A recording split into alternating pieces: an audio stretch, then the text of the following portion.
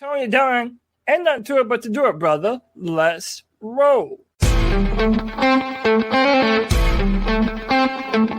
a world where Carolina Panthers fans have an insatiable thirst for Panthers news and opinions, only one podcast roars ferociously. It's the C3 Panthers Podcast.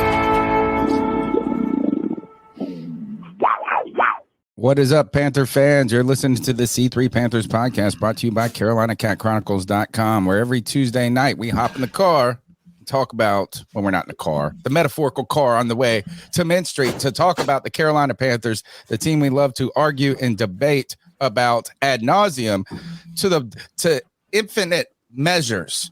Guys, we've got probably not a lot to talk about, which means that the show will be 4 hours. And we do have some cool content on the site. Yesterday, I caught up with Charlotte Observer beat writer Mike Kay and got some insight into Panthers OTAs and minicamp. And we all now are looking ahead to next month when it comes to Panthers training camp. We are 1 month and 7 days away from CK and I, and then Cody at some point rendezvousing with us. We're going to training camp. We're going to be there on Wednesday. We're going to be there on Thursday, and we're going to be there on Saturday. That is the plan as now. And right now, tentatively, I'm putting together a live podcast after practice from Monster Subs in Spartanburg, South Carolina, in honor of our good friend, Muscles Marinara. Man, I can't wait to come and meet all of these fans. Things are going great for the C3 Panthers podcast, and it's always great to hang out with my wheelman, Cody Lashley. Tony Dunn, there is nowhere on earth I'd rather be on a Tuesday night during the season or in the off season. It's just part of our rhythm. Than sitting here, chilling with my boys, talking about Panthers football, baby. This is what I love to do. This is what y'all love to do. And you know what? These beautiful Panther fans, they love to do it with us, Tony. You already know them and love them. We got Big Slim, Blind Panther Vlogs. What's up, Joey? Carolina in the house. Muscles Marinara Paisan. What's up, brother? Kobe Griffin, Kristen Ladane, pardon me. Lawrence Trevette, My Life, My Story, Sideshow Rob, 9 Lives Kill, Tony Dunn. Ain't nothing to it but to do it, brother. Let's roll. CK, I put the branding of Monster Subs in our background or atop our heads today. Muscles Marinara is in the chat room. I want to shout out him, and I want to let the fans know this is that there's no charge for putting this Monster Subs up there. We're not trying. He has supported our podcast without any call or anything for years at this point, and as I look at this great community that we're a part of, I thought, man, these people give us our time. They give us at times their money. They give us their input. I wanted to give back. And I thought, man, when we go to Spartanburg, we got to go to Monster Subs and get some food. But I want to hang out with these people. Mm-hmm. It's going to be fun hanging out with you, CK. Are you pumped? It's going to be hot. I'm pumped, man. We're going to have the creator event. We're going to be able to go down to Monster Sub, meet some C3 fans down there. One of the things I'm excited about, I'm going to be planning on going golfing on the day off. That is Friday, because there's not going to be any training camp on that day. So that's going to be fun, going down there, hanging out with some people, getting to golf a little bit. Man, it's going to be a good time, man. How much is that golf expedition going to cost? I don't know yet. We're going to figure out. Go to Carolina Golf Club. Carolina Golf Club down in Charlotte's a good spot. Oh, no. Well, we're going to be down in Spartanburg. Oh, I don't know anything about there. So we're going to be there. But, hey, man, I've got a pair of clubs that are still in my friend's garage from like 5 years ago. I'm a lefty, but I'm just a hacker. I'm a hack-a-shack on the golf course there. So it's going to be fun. Bluntness is going to be there. And so he said that he's been trying to get better, too. So I hate that sport. I love it, dude. I refuse to be a caddy for anyone. You are not putting your clubs on the back of my chair, damn it. I refuse. Think about this. You'll never have to walk 18. Hey, you know what? Zing. I can get all them. There's some cute ladies on the golf course now. I can provide them a seat if they need a seat if they need to sit down. You know, A seat at the table there. Greg's at the table. Greg's here. Rebel in the background. How is your life and podcast going these days? Doing pretty good, man. Life's always busy, you know. You guys are talking about doing training camp. I know I've got a Comic-Con to go to that weekend. It's GalaxyCon in Raleigh. I've been planning that for about a year now. But that starts on Friday, and I'm off from Wednesday till Sunday. So there may be a good chance I may take a day trip down to Spartanburg, maybe Wednesday, Thursday, come hang out with them. So, Day trip there. I'm trying to figure out this. Here, CK, when are you leaving? Wednesday morning sometime. That's going to be early then. How long of a drive is it for you? I think it's 5.5 hours for me, dude. I think it's about to be there at 10. I got to leave at like 2 or 3 hours for me. About 3 hours. The only concern is 4:30 in the morning. I might have to be super early because I think you want to get there like at 7:00 in the morning, even though that's super early. Like if you want to actually get to a point where you're actually going to be getting autographs, you got to get there. I'm not even trying to get autographs. Do you know how much? Like if you want autographs at training camp, that has to be the only thing you try to accomplish that day. Right. Like Comic-Con. Yeah. It's like you miss the Comic-Con, practice. You got to go post up and these different things. Sure. Yeah. So I'm definitely this is Kev. We're talking about our little thing we're going to do on Thursday. We haven't promoted it yet. We're still working things out. We're just trying to figure out how it's going to work and if I was even going to go. But hey, 30 days, 37 days away. It's going to be hot, but you're right, man. I might need to go post up in Charlotte the night before or something and split that trip up because there ain't no way I'm getting there at 7:00 in the morning. I mean, it's only an hour. It's only an hour and 20 minutes from Charlotte. So I'm going to try and be there the 28th and the 29th, but I know right now for sure the 29th I'll be there. Yeah, if you really want autographs, Muscles Marinara said it's not worth it for the autographs. The heat's not worth it. Yeah. Honestly, I'm more excited just to go and meet fans. Like I'm not the type of dude that needs autographs and shit. It's cool, but I'd rather just hang out. Yeah, if y'all want to, man, I'm about 3.5 hours away. We can have a Tuesday or Wednesday night slumber party at my house. Do a podcast, on Tuesday night from my house, and we can all head out next morning. We all bring our PJs. Do you have footy pajamas? Footy pajamas, everybody. Who doesn't? Matching C3 footy pajamas. Oh, maybe that should be our thing this year. Footy pajamas. Spartanburg is an intolerable heat. It's weird. Is like I'm from Eastern North Carolina. It gets hot here, right, man? Like we're an hour and 15 minutes away from the coast. It's not like we get coastal breeze or something. But there's something like Spartanburg where I think Columbia, South Carolina, which is not far from Spartanburg, is like this. It's like a concrete jungle there. It's just like where life goes to die in the heat. It's just dead heat. It's kind of like the Western dry heat, but it's not. I mean, it's humid. But like part of the problem with being out in like Las Vegas or something is it's just like this dead, like it's just you're in an oven. It's just you're just baking. Mm-hmm. There's no fucking breeze in Spartanburg, so it's like so humid. You are in a breezeless sauna. That's what you are. You are in an outdoor sauna. It is wild. Cody, we're gonna have to strap your shit up with umbrellas, bro, and we're all gonna be huddled up under them. It is miserable. CK. Mm-hmm. You better get something for that head. Ooh, I'm gonna have a bucket hat, dude. Yeah, you're gonna be doing bucket hats. It's crazy. I got 2 of the neck fans coming. Yeah, I mean it's gonna be, but it's fun. It's fun, but thank God they need to do like 9:00 practices. These poor guys. These poor motherfuckers. Look, Bryce Young is going to be out there going, what the hell? Why didn't I get? Yeah. I wish I was in California. Damn, guys. I thought Cali was hot. It's not this hot in California, guys. It's just not this hot. Guys, are you all super duper hot like I am? You know. Afterwards, let's get some high seas and sit over there under the shade tree. Yeah, Hawaiian punch. Oh gosh. All right. Tonight's show is going to be about happening? whatever we can figure I don't know. to talk about. Tonight's show is the blueprint. The Carolina Panthers dropped their first episode of their behind the scenes show. Which, Hard Knocks right now is having trouble finding. Yeah, no one wants to be on it. No one wants to do it. They're even thinking about doing Detroit again. And my friend who loves Hard Knocks. Yeah.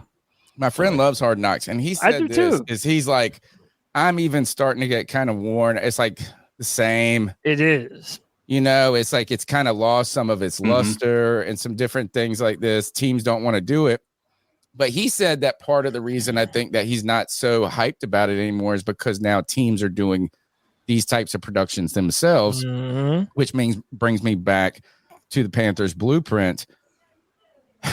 I would say this was the most boring one of all the behind the scenes. It was more of a reel for our coaches than anything else. Okay, like it was kind of like showing you Frank Reich and his staff. The first episode was Frank Reich and his staff.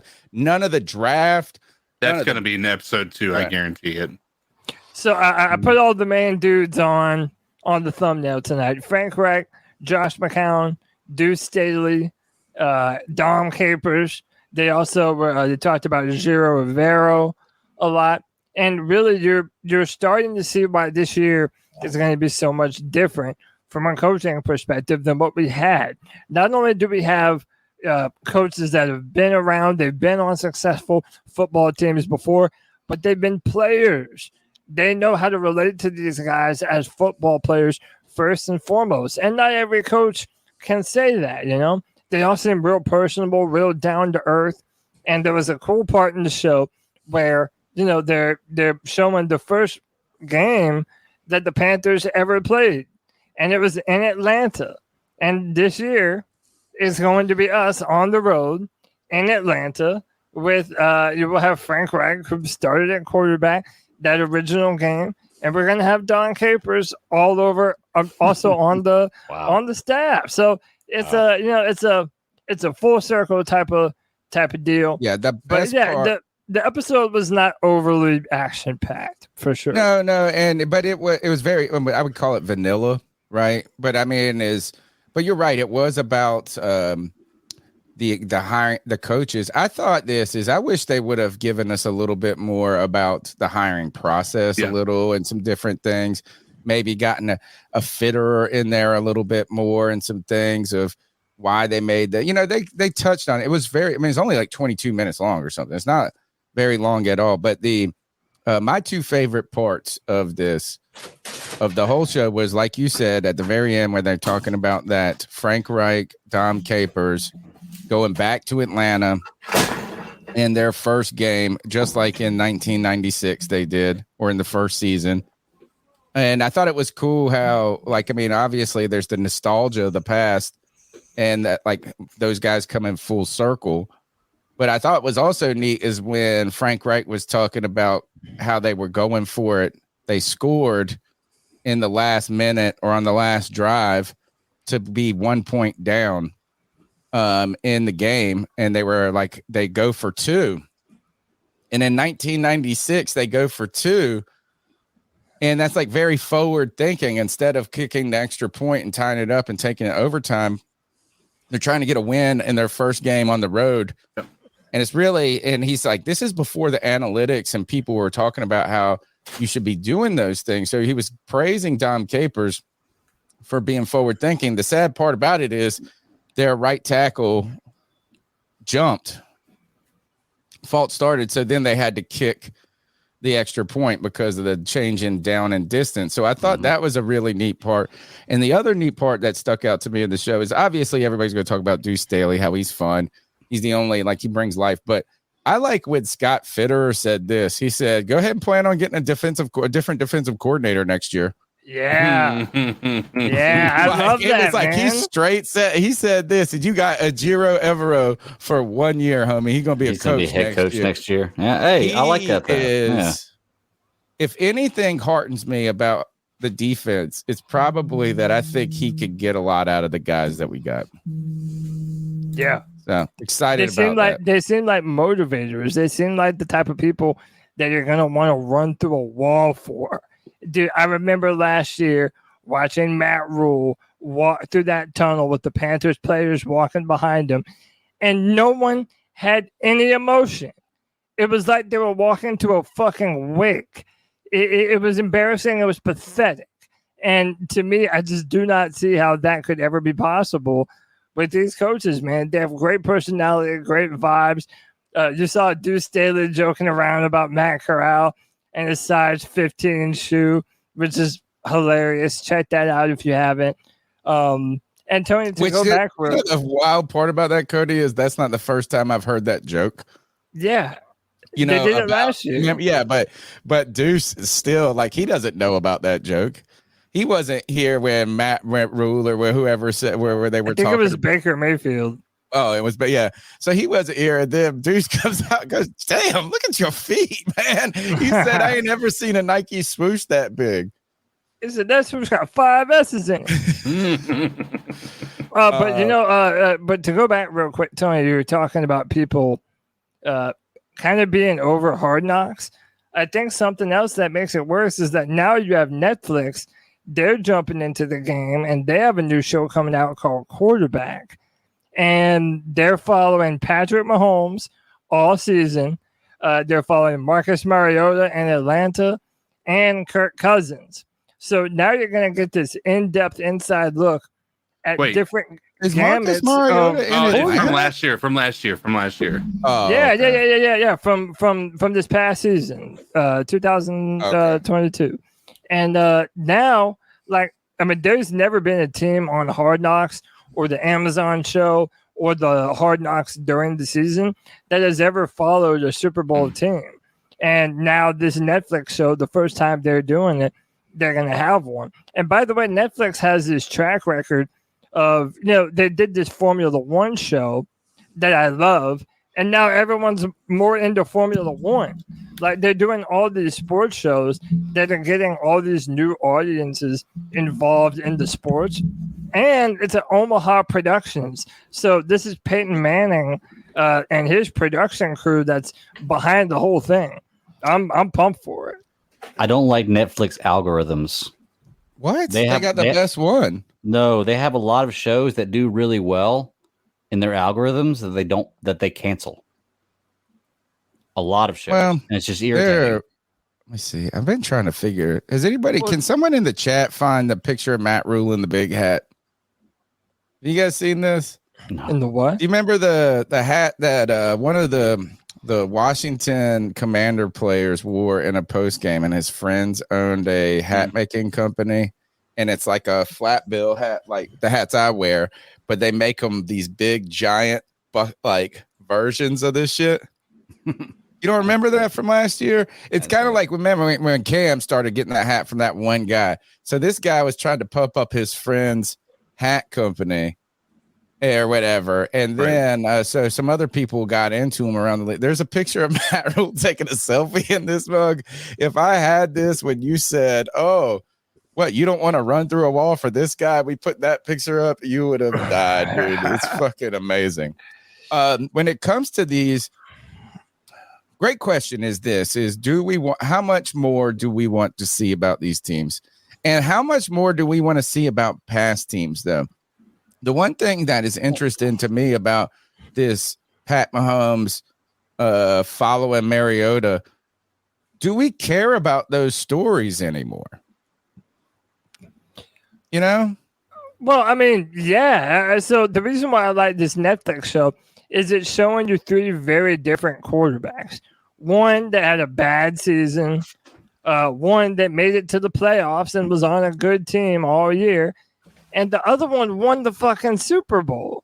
So again, HBO or Amazon, they have yet to follow a team that has made it all the way.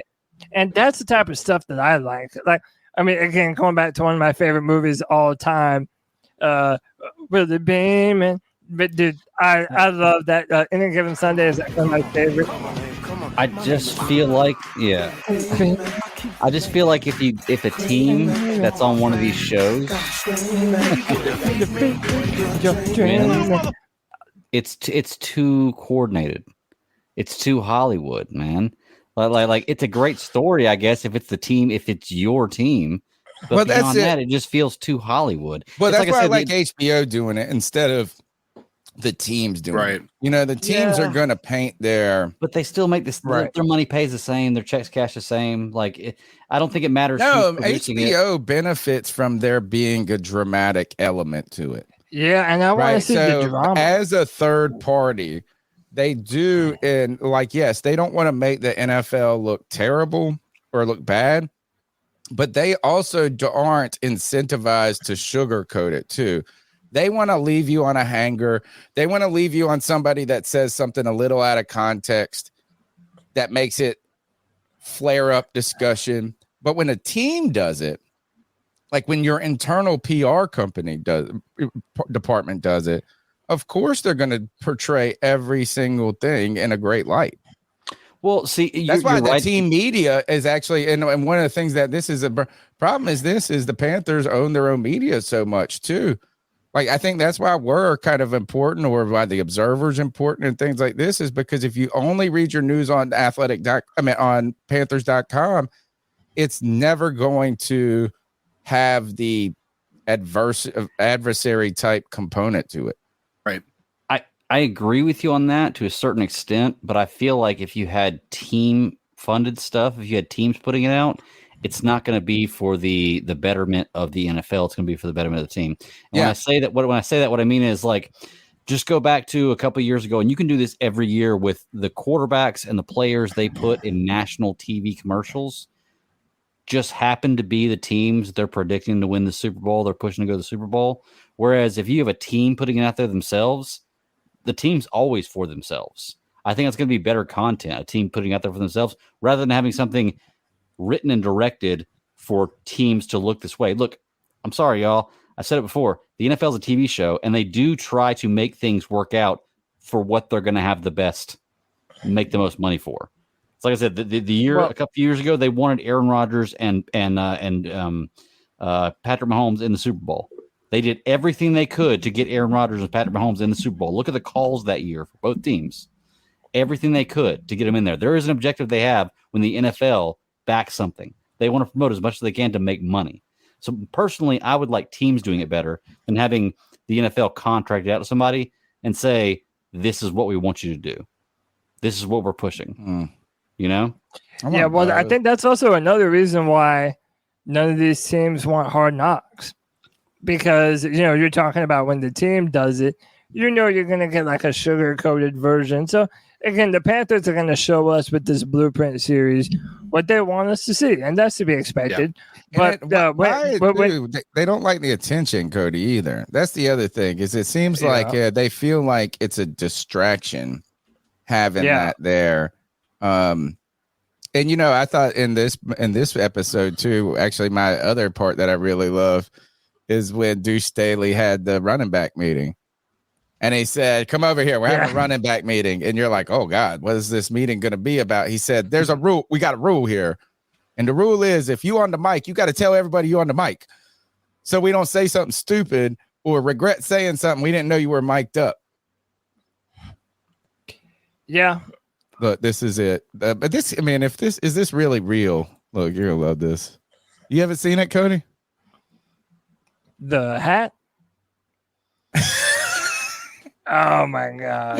Oh, I love the idea first the hat's meant to be this, whatever this hat style is like rich ridiculous. That's called the style. It's rich ridiculous, or I just made that up. So it's when you're so rich you can wear something like that dress made out of old Panther jerseys and you're like, oh, it's cool. I paid $90,000 for it. What I love is this is rich ridiculous by a ridiculous person. And also, I would love to take I love to take pictures of people taking pictures. That's my dumb thing I do sometimes. Imagine watching Matt Rule take this selfie. Well, how ridiculous do you look? I bet he didn't have pants on. Duck lip. Look, is that his version of duck lips?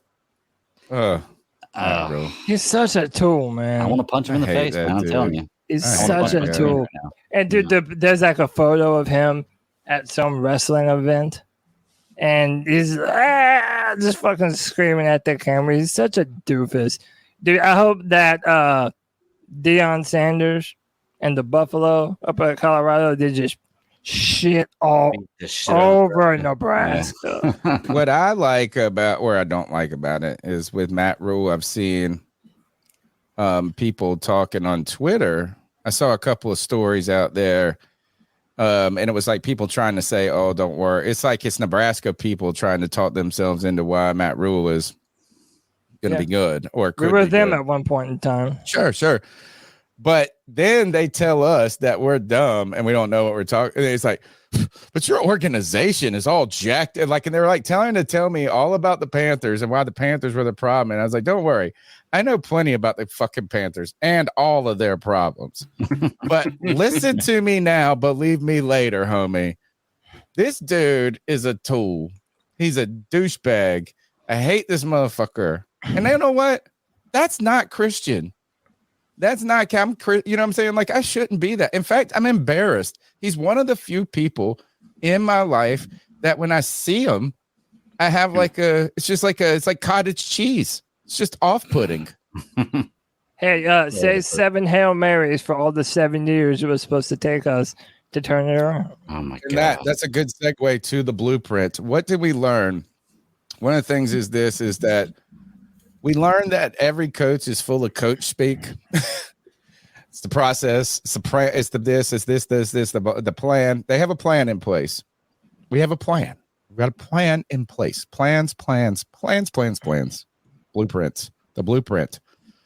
The good news, Cody, is this blueprint, though, from Frank Reich.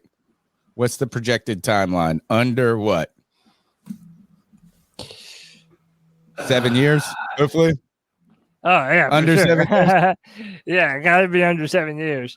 I mean, listen, I think that the way that we have turned around this football team in such a short amount of time, and just the strides that we have taken. Let's say we haven't turned around yet. No, Calm I'm down. saying We haven't turned around yet. I'm saying from an organizational standpoint, we are a night and day different team and I can agree on organization that. I can than we agree on were that. last year. I mean, literally everything that you could do to go in the opposite direction of what David Tepper did the first time with Matt Rule, that's what the Panthers did. It was a complete 180. They go from having a bunch of college coaches to a bunch of guys with a ton of NFL experience, 11 Super Bowl rings amongst them. Like, to me, this shouldn't be more than right now. I think, especially that we have our quarterback under a rookie contract, these next 3 years from 2023, 24, and 25, they represent the windows for the Panthers to do everything in their power to win the Super Bowl right now. The window has just opened and it's just started. And this year is going to be the start of that. And I think we have a chance to hit the ground running. I think we're walking towards the window right now. I don't think the window's open. I think we're walking towards that window. Right. And in 2 or 3 years, we may be at a point where we can open that window up and have a shot. If Bryce Young has a Trevor Lawrence rookie year, which wasn't fantastic, but it gave us hope, then I think that we're taking a step closer to that window. I don't think we're there yet, though. Yeah, I think it's hard for me to say that we've made the turnaround yet. Right. Like, I want us to be able to say that, but I don't think that it's a fair representation to say we've made the turnaround. Sure. I think that's just rose-colored glasses in a certain way. I think we also probably would have had that same feeling outside of Greg with regard to how Matt Rule handled his first year. When we got Joe Brady, we were all like, "Oh yeah, this is going to be great. This is fantastic." Nope. One person right here was not, and it was just I wanted to see it. I needed to see it. Like I just needed to see so many. All of my concerns were transitioning from college to NFL with all those guys. And at first, it looked like it wasn't going to be that bad. After that first season, I thought, in fact, that the most I commended all of them is that they looked like it was a decent product. You know what I'm saying? Kind of like the opening day of a restaurant. Right. You go to an open day of a restaurant, you expect it to be poor, like not running like clockwork. But if you have a decent product on opening day, that gives you hope that when you get your shit together. And I thought in year one of Matt Rule's tenure that it was a decent product. Like the ball didn't bounce all right, but like it wasn't the worst. And then it was all fool's gold. Mm-hmm. You know, I think this, Cody, and this is where Greg, where we can't say that we have turned it around, because that automatically injects like a sentiment of success already into it, right? There is still a potential that things don't work, right? I mean, it's just like, it could be injury, all types of different things could happen. I mean, I know this isn't the same situation, but we've got to keep in mind, like, Frank Reich didn't take the Colts to the Super Bowl, right? It's not like him not being successful is out of the question here. Yes. Right. Yeah. Oh, certainly. Yes. It's like, I think though, when you looked at that episode and it brought back us talking, at one hand, I wanted to say maybe we're embellishing the super squad of coaches too much. I said that to Mike K yesterday. I was like, we think of this as like Avengers assembled super squad. In one hand, there could be a thing is to say like, maybe we're leaning into it too much. On the other hand, it is the most accomplished staff that we've ever had, right? I mean, it is the staff that has the largest track record of success out of any staff that we've ever had, like holistically, right? Not just one person. They were available. Okay, maybe. And then my last thing, and this is, Greg, why I do think I do think we are positioned for success. I think it's positioned for success is maybe the way I want to say it, instead of destined for it. Is I think this is now we're finally cooking with decent ingredients. Okay. Right? Is like before we were cooking with ramen and soy sauce. Well, yeah, like basically. Lower level, lower tier vegetable, Walmart vegetable. Yeah. Like if you get your vegetables from Walmart, bro, they go bad quick. Like this show, like it's like if you don't eat them strawberries in 48 hours, they are going bad. But if you buy the Harris Teeter strawberries, you got a good 4-day window on that sucker. My point being is not all ingredients are the same. And it's not guaranteed that good ingredients make a great meal.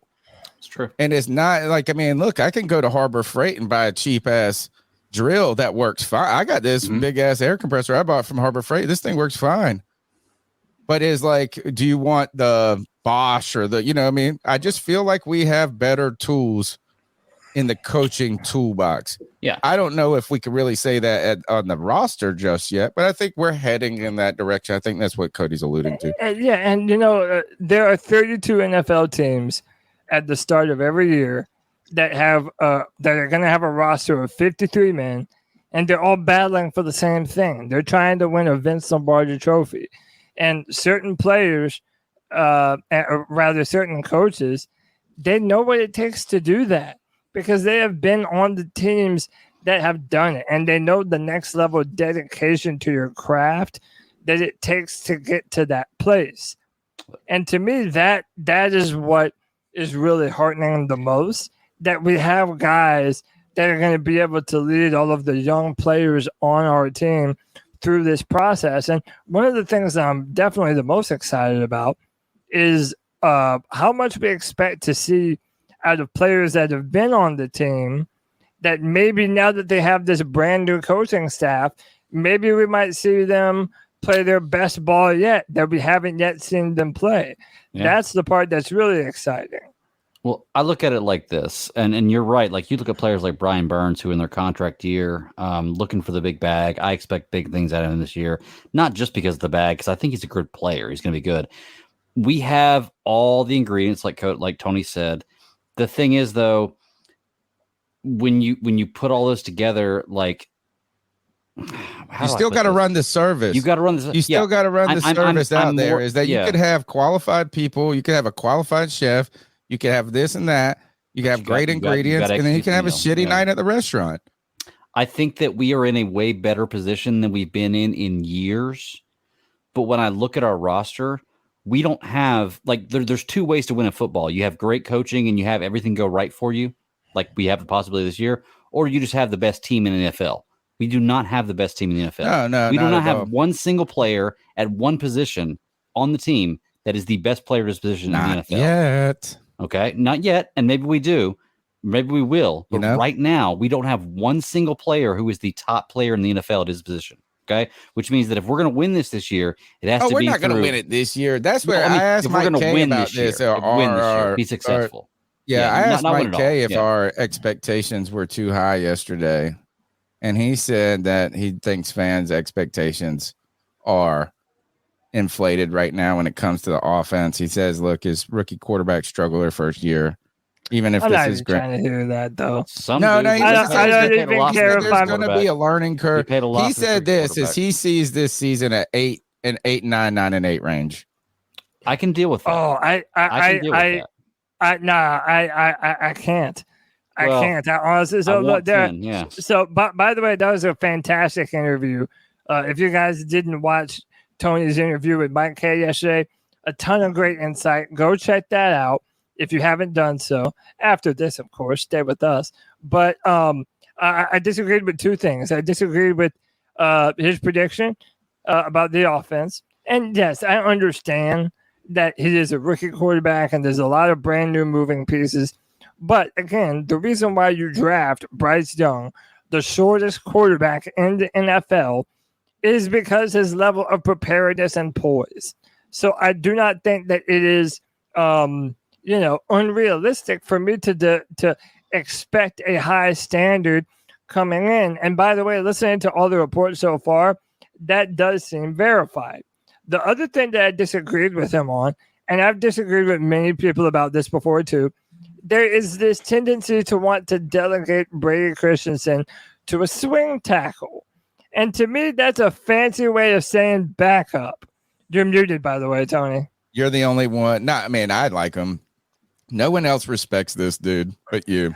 I'm the only one, dude. I know. I'm the only one, and dude, I'm telling you, saying that Brady Christensen is a swing tackle, that's a really fancy way of saying he's riding the bench, and I feel like he's far too good for that. Shout out to me and my boy White Chocolate.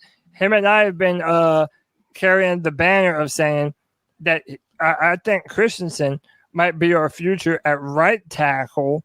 And maybe at some point when we're looking to move off Moton, either via age or via trade, that maybe Christensen might be that right tackle of the future. He brought up a good point about that, or a difficult point for that to truly happen, is that the way that may need to happen is for Moton to get hurt, because they just restructured his contract. So he's going to be guaranteed to be here for 2 more years. So to get Brady Christensen in that right tackle spot in contractually is by the time he would really get a chance to prove it and show that that's his position, he would be up for contract. You know what I'm saying? And so he would have to, the timing would be poor for that. Yeah. And I will say this, Cody, I know you're a big Brady Christensen fan. Brady Christensen made it all the way through the Matt Rule era, and he was a starting player in a lot of games in the Matt Rule era. Right now, we're praising this coaching staff about how much better they are, and they're saying Brady Christensen is not the guy.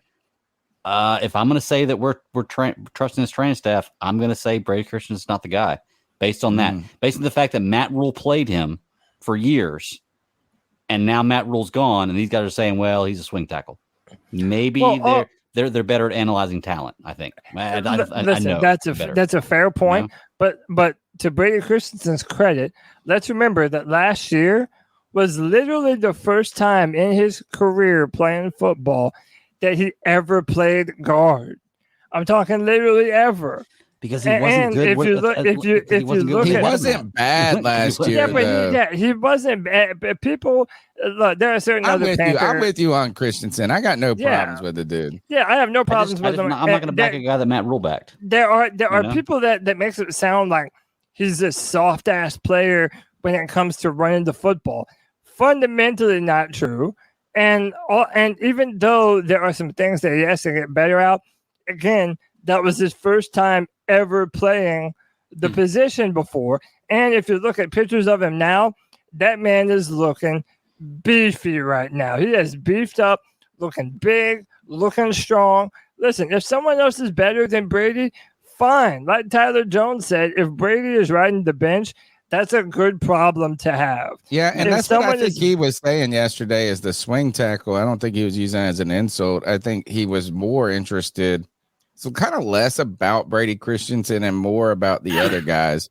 The Cade Mays guy who people have a lot of hype about, as well as this Zavala kid who they really think highly of. So it's like it's less about Brady and more about the other guys who are showing that, or they think could be really good prospects. That will be something. That's going to be a great storyline to follow. Yeah. Is what is happening. In fact, the offensive line, he did bring this up, is he said if they didn't believe the offensive line was pretty strong or good, because I asked him, because I'm like, man, Panther fans are used to miserable offensive lines. So like we had one average one and we're like, this shit's the best thing we've ever seen. Like our 2015 line and our 2022 line. We're like, these are top 15, baby. Like, whoa, we're like 16 and we're like, hell yeah. I was like, man, like this is the best shit we've ever seen. So I asked him if they were really really good or if it's just us being hype. And he said he didn't think that they would have drafted Bryce Young if he didn't think that there was solid protection in front of him to a certain degree. Like it was like if he was going to have to just be running for his life the entire time. Yeah. And by the way, I said this, that's the benefit of having a small quarterback. If you are not doing everything in your power to protect that dude. Yeah. Dude, now we actually have malpractice. to invest in our offensive line. We literally have to. Hold on. I Say that missed again. What's the benefit? You're saying having or maybe an immobile quarterback maybe would be the better way of saying even it. Though, Quarterback. Even though it was very stupid on behalf of previous regimes to not protect Cam Newton properly, Greg, the idea is, well, Cam was so big and strong and physically talented and mobile. He could do all these different things that you might be okay with serviceable offensive linemen. Gotcha. Right, and spend money elsewhere on the team.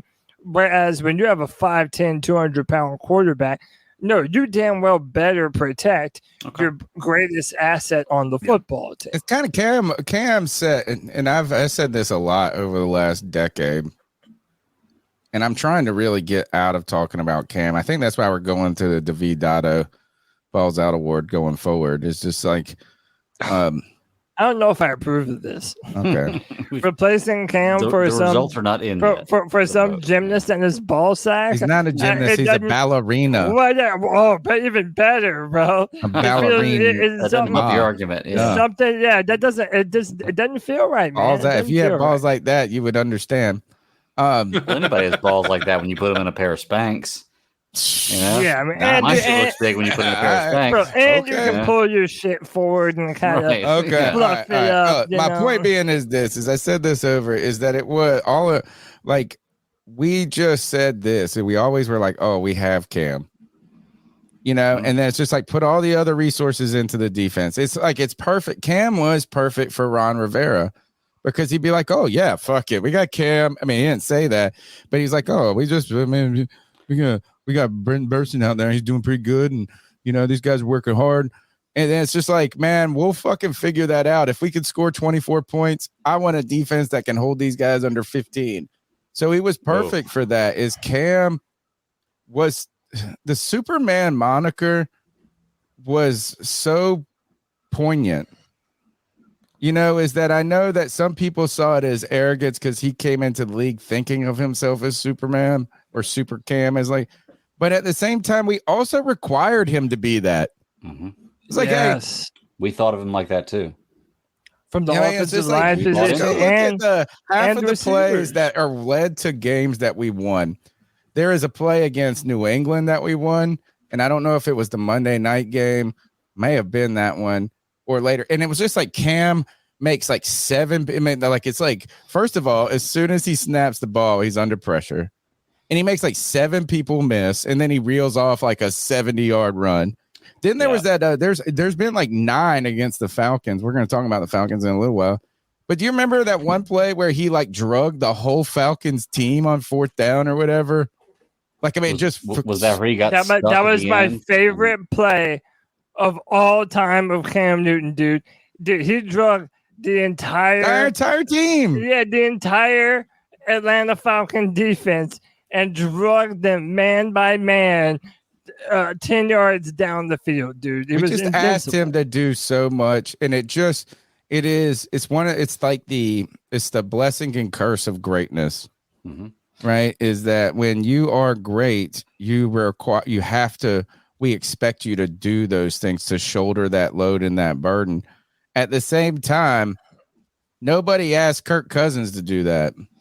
Or, you know what I'm saying? Like, it's like, imagine, and that was all, and that's what, just to bring this back and pivot away from Cam towards Bryce, is that you've invested a number 1 pick in an undersized quarterback. It's like Tom Brady.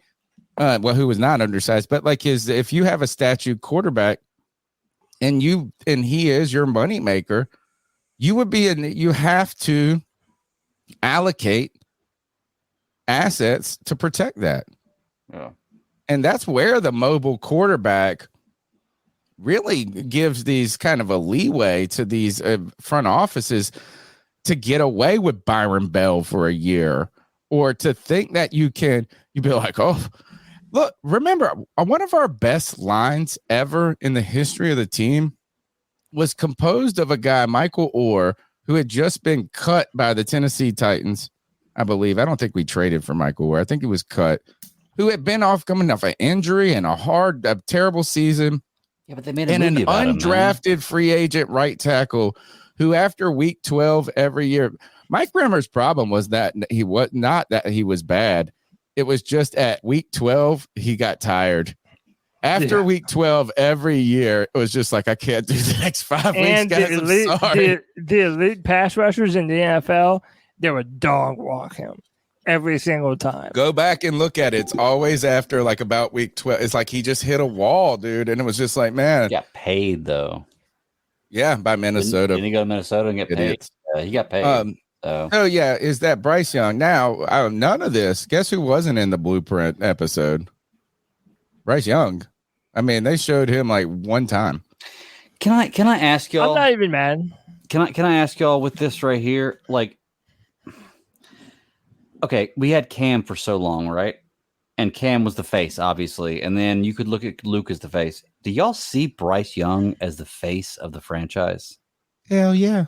Really? Well, like, don't get me wrong. I don't dislike the guy, but I just don't see him as the guy that like I look at as the face of the franchise. Not yet, at least. Yeah, well, certainly not yet.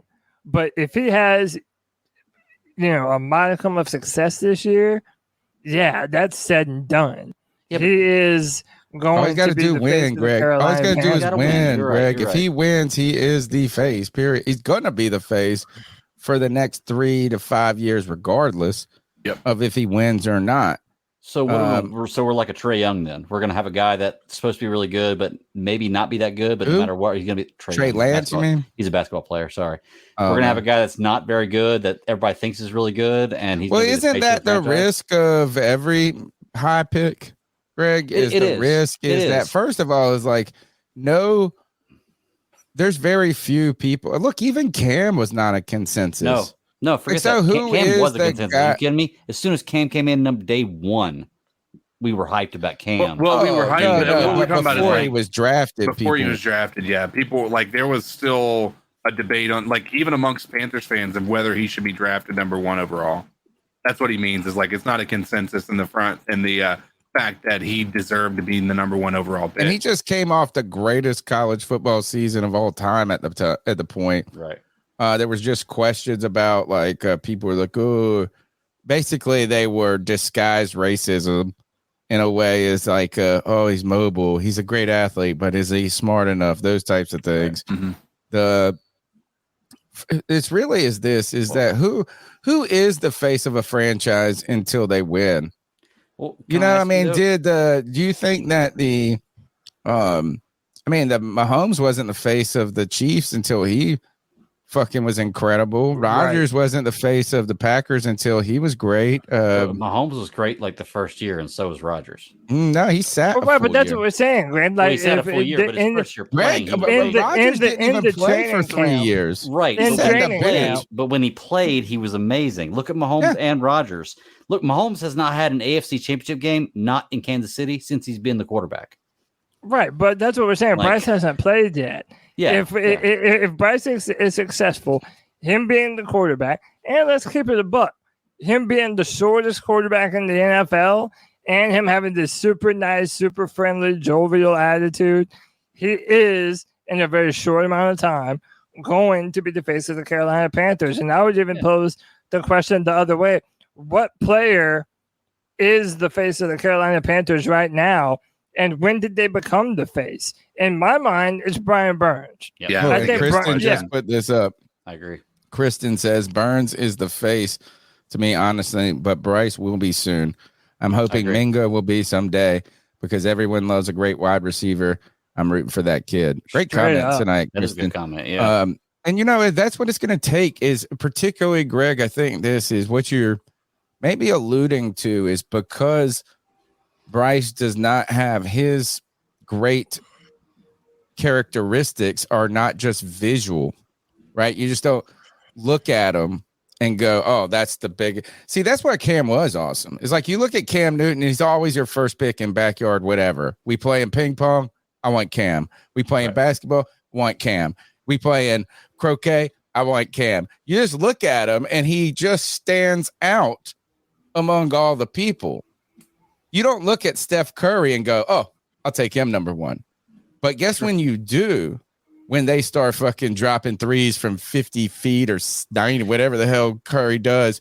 So if Bryce struggles, you will say this is like no player will be that until they do it. And you know what? That's a great comparison right there. The Steph Curry thing, I didn't even think about that. That's a guy that coming in the same kind of thing. You do an amazing job in college. You are blowing everybody out of the water with the things you can do, but because of your size, nobody believes you're going to be any good. Steph Curry should have been the first pick that year, hands down, like no questions. You think? And what revision? Yes, of course. Steph Curry changed the game of basketball. I mean, Tony, knowing what we're knowing now, like Steph, but that's a revision. Knowing this now, yes, you're right. That's what it is. It's having knowledge afterwards. But that's actually a really good comparison. Now that I think about that, because I knew Steph Curry before he came in the league, and I thought he was going to be good, like I do Bryce right now. But I thought that his size was going to hinder him. I didn't think that his style of play was going to work, but it did. You didn't see that he would change the fucking game of basketball. Yeah. So I mean, they completely changed. And it's wild that he did that in such a short span. It seems like a long time ago almost, and it wasn't. I heard Doug Gottlieb talk about this. I think I mentioned it either on the Friday Free for All last week's show.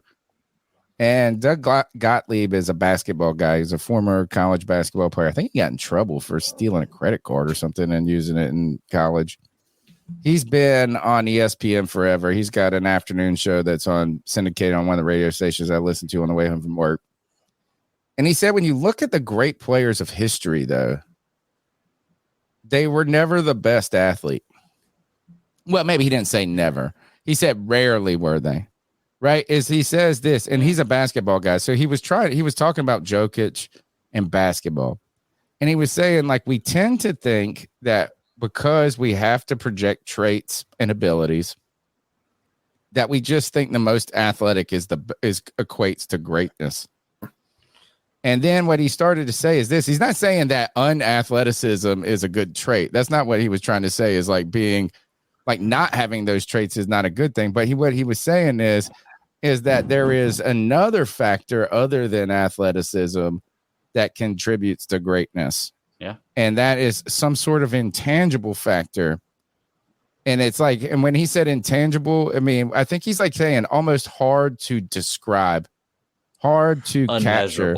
Yeah. Is like, so Tom Brady, right? I mean, look at flubby Tom Brady coming out of college, 6th round pick. Look at Jerry Rice. Jerry Rice's numbers in football are like Wayne Gretzky numbers in hockey. They're like insurmountable numbers. Like when you look at them, They're like Wilt Chamberlain numbers. You just like, we got to just talk about everybody, but like, you got to take all of them. We'll talk about all the other guys, but these dudes. I'm trying to think. Jerry Rice, Joe Montana. A lot of these guys were never. They had something else, and he was talking about Jokic. He was saying this is Jokic is big. Yeah, I mean, if he was 6'2", his game wouldn't work, right? He did say that, but like he's like slow. He's like he just does everything. I mean, it's just something you can't describe. He just got something about him, and I will say that we tried to bet on that a lot. Or I think like again. The NFL is a very copycatish type faddish league, I would say faddish. So once you saw Cam Newton and then later Lamar Jackson and stuff, it's like mobility. You're like, we want mobile, big mobile. And then Patrick Mahomes comes in. It's like, we want the it factor.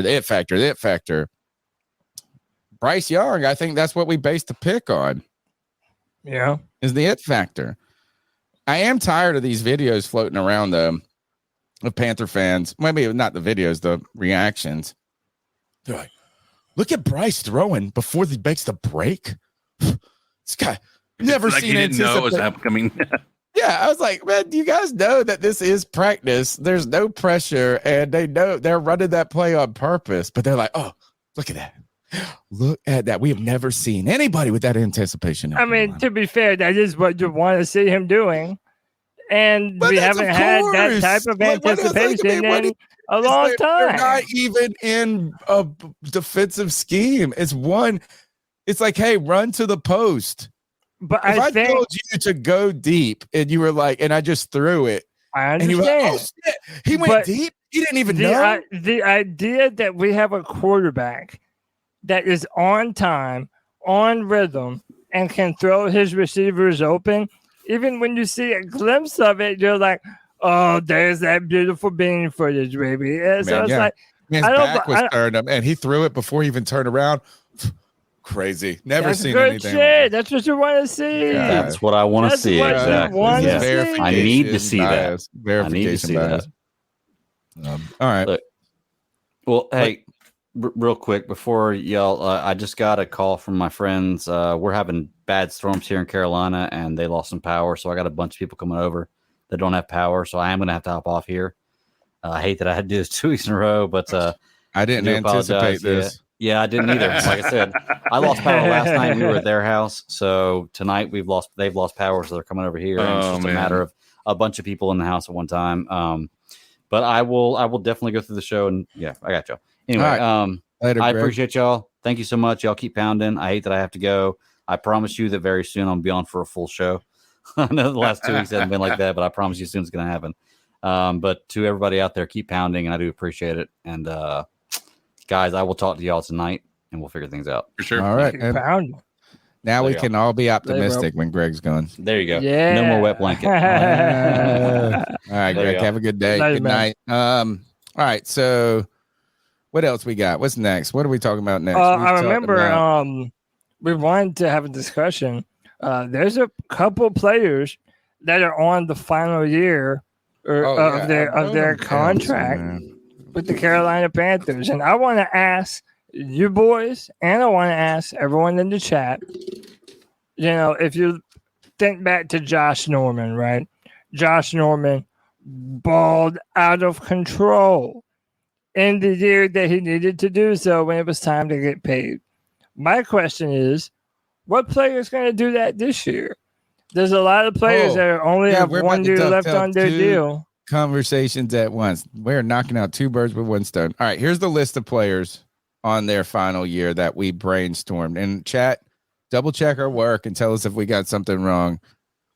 YGM, Frankie Louvu, Laviscus Chenault, Marquise Haynes, DJ Shark, 1 year deal, Bravion Roy, Stanley Thomas Oliver, and the last one we got on the list is Jeremy Chin. Now, the reason I asked you about this, or I said this is a great way to dovetail this, yesterday, again, you guys go check out the good discussion I had with Mike K on yesterday about kind of recapping or wrapping up Panthers mini camp. And he's the one who wrote the story. By the way, 99-cent subscription, first month subscription for the Charlotte Observer. Go support your local media. People like Mike K bringing us this insight. He was the one that did the Trimble story about what's his name? Where he said he wasn't coached up, right? And those things. So he did that story, and he also just put out this. And in one of his recent stories, Panthers Stock Watch. Actually, this is a story he put out yesterday. Here's what he said about Jeremy Chinn. And he even messaged me after the show. He said, I think I almost was too hard on Jeremy Chinn because he described him as awful last year. I was like, man, that's a little rough. But, I mean, he had some reason. But he said this. Look, so a guy who thought he had an awful season last year, he said this about Jeremy Chinn. Chinn had a really strong offseason program as he drew genuine praise from his teammates and coaches during OTAs. He made 2023 wasn't a good year for the Carolina Panthers, but I'm trying to make 2024 a better one for myself. Get started on your resolutions with Factor so you're ready for the new year. Factor's ready-to-eat meal delivery takes the stress out of meal planning and sets you up for success in the new year. Skip the grocery stores, prep work, and cooking fatigue. Instead, get chef-crafted, dietitian-approved meals delivered right to your door.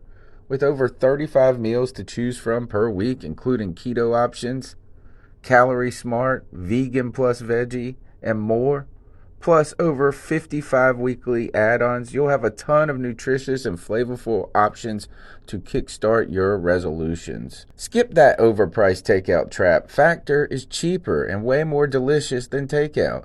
Get chef-crafted, restaurant-quality meals delivered right to your door, and they're ready to heat and eat in just 2 minutes, which means more time for you. Head to factormeals.com/C350 and use the promo code C350 to get 50% off. That's code C350 at factormeals.com/C350 to get 50% off. A couple of big plays in coverage during the workouts that he couldn't make last year. As the big nickel corner, Chinn has shown improved coverage ability and field awareness. Obviously, padded practices could tell a different story, but Chinn looks like a completely different player under a new staff. Entering a contract year, Chinn needs a big year to earn a major payday. So Chinn's the name there. I think it's Luvu. I think it's like I'm looking at Luvu as having a big year too. Yeah. Yeah. Do you think he'll be an outside linebacker in this role? I mean, that's where they kind of have him listed right now. Yeah. Yeah. I mean, he's going to have to look. I think they're going to send Brian Burns at the quarterback every time. And Luvu's going to have to go towards the quarterback a lot, but also be ready to step back into coverage a little. So you might consider this Chinn too, right? Well, that's kind of what the big nickel corner is. And we've been wondering what position Chinn even plays. Like, how are they going to use him specifically in this defense? And he appears to be. I asked him about that, right? And he said this. I said, "Man, we got so many damn safeties on this team." And he said that when you're running that 3-4 with the big nickel, is you're trying to put 4 safeties on the field, kind of. And or maybe 3 or 4. But the idea, Shaq Thompson, his rookie year, that's the position he played. The Buffalo nickel corner. And that is a guy who has enough ability at times to do coverage, but plays a lot like a linebacker also. Right. Yeah. So maybe this scheme will help Jeremy Chinn. Yeah, and especially with Ejiro Rivero now and how he's been able to use linebackers and safeties. That's why a lot of people are very excited about Jeremy Chinn.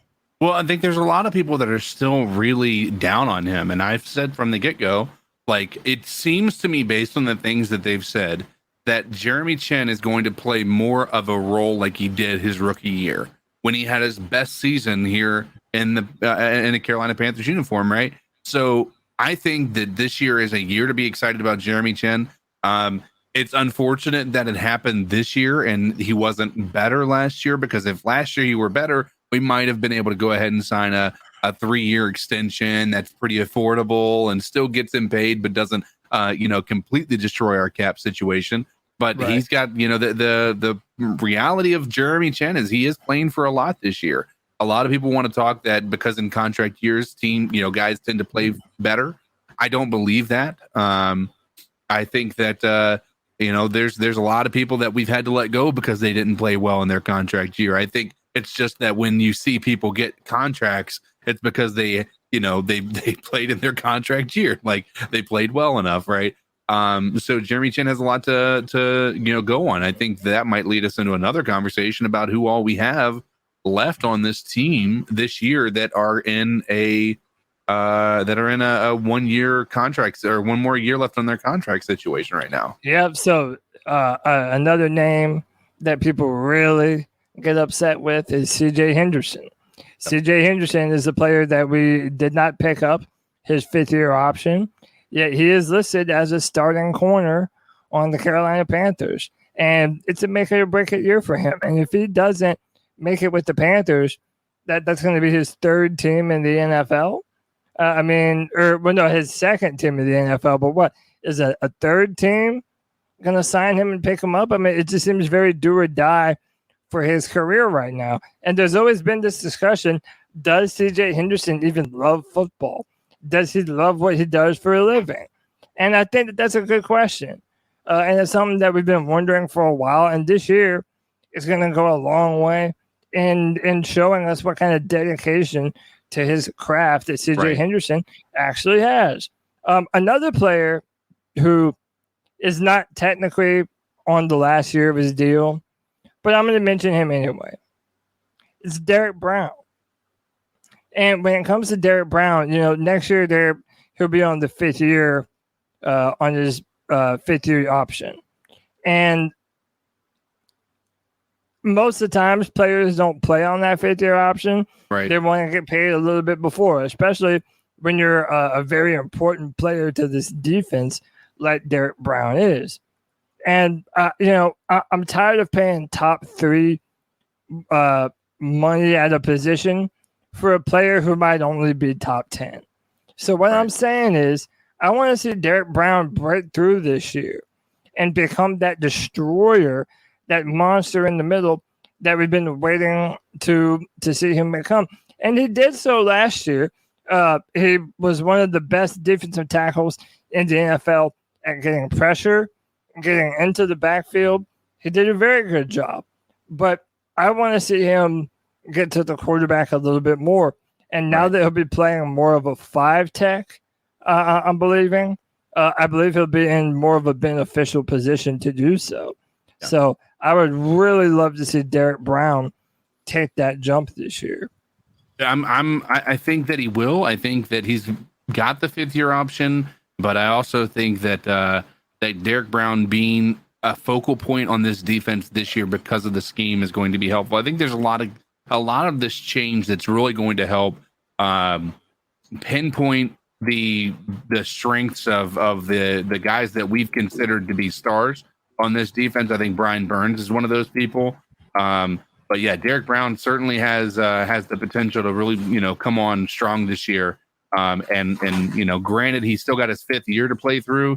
I think there's a good chance that he gets an extension if he plays well this year. So we're going to find out. I just don't know what to expect out of him, man. He's been a consistent player on this defense, but he hasn't blown the doors off of the defense, and that's what you kind of expect from a guy drafted high as he was.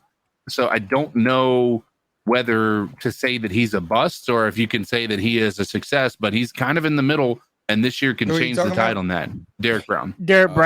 And we know it wasn't on the list, but I don't think he'll play under that 5th-year option. I think they'll probably want to pay him a little bit sooner, and a lot of it will depend on what he does this year. And we'll be interested to see where he plays, right? Because one of the people that I'm thinking they'll play him at 5 tech more. Right. So he might be a defensive end in a 3-4 defense, is what you're saying? Yeah. And Yeah, because I think they're going to play Shy Tuttle in the middle. Or And McCall. Yeah, but I think Shy Tuttle is going to be a big part of this defense this year. Really?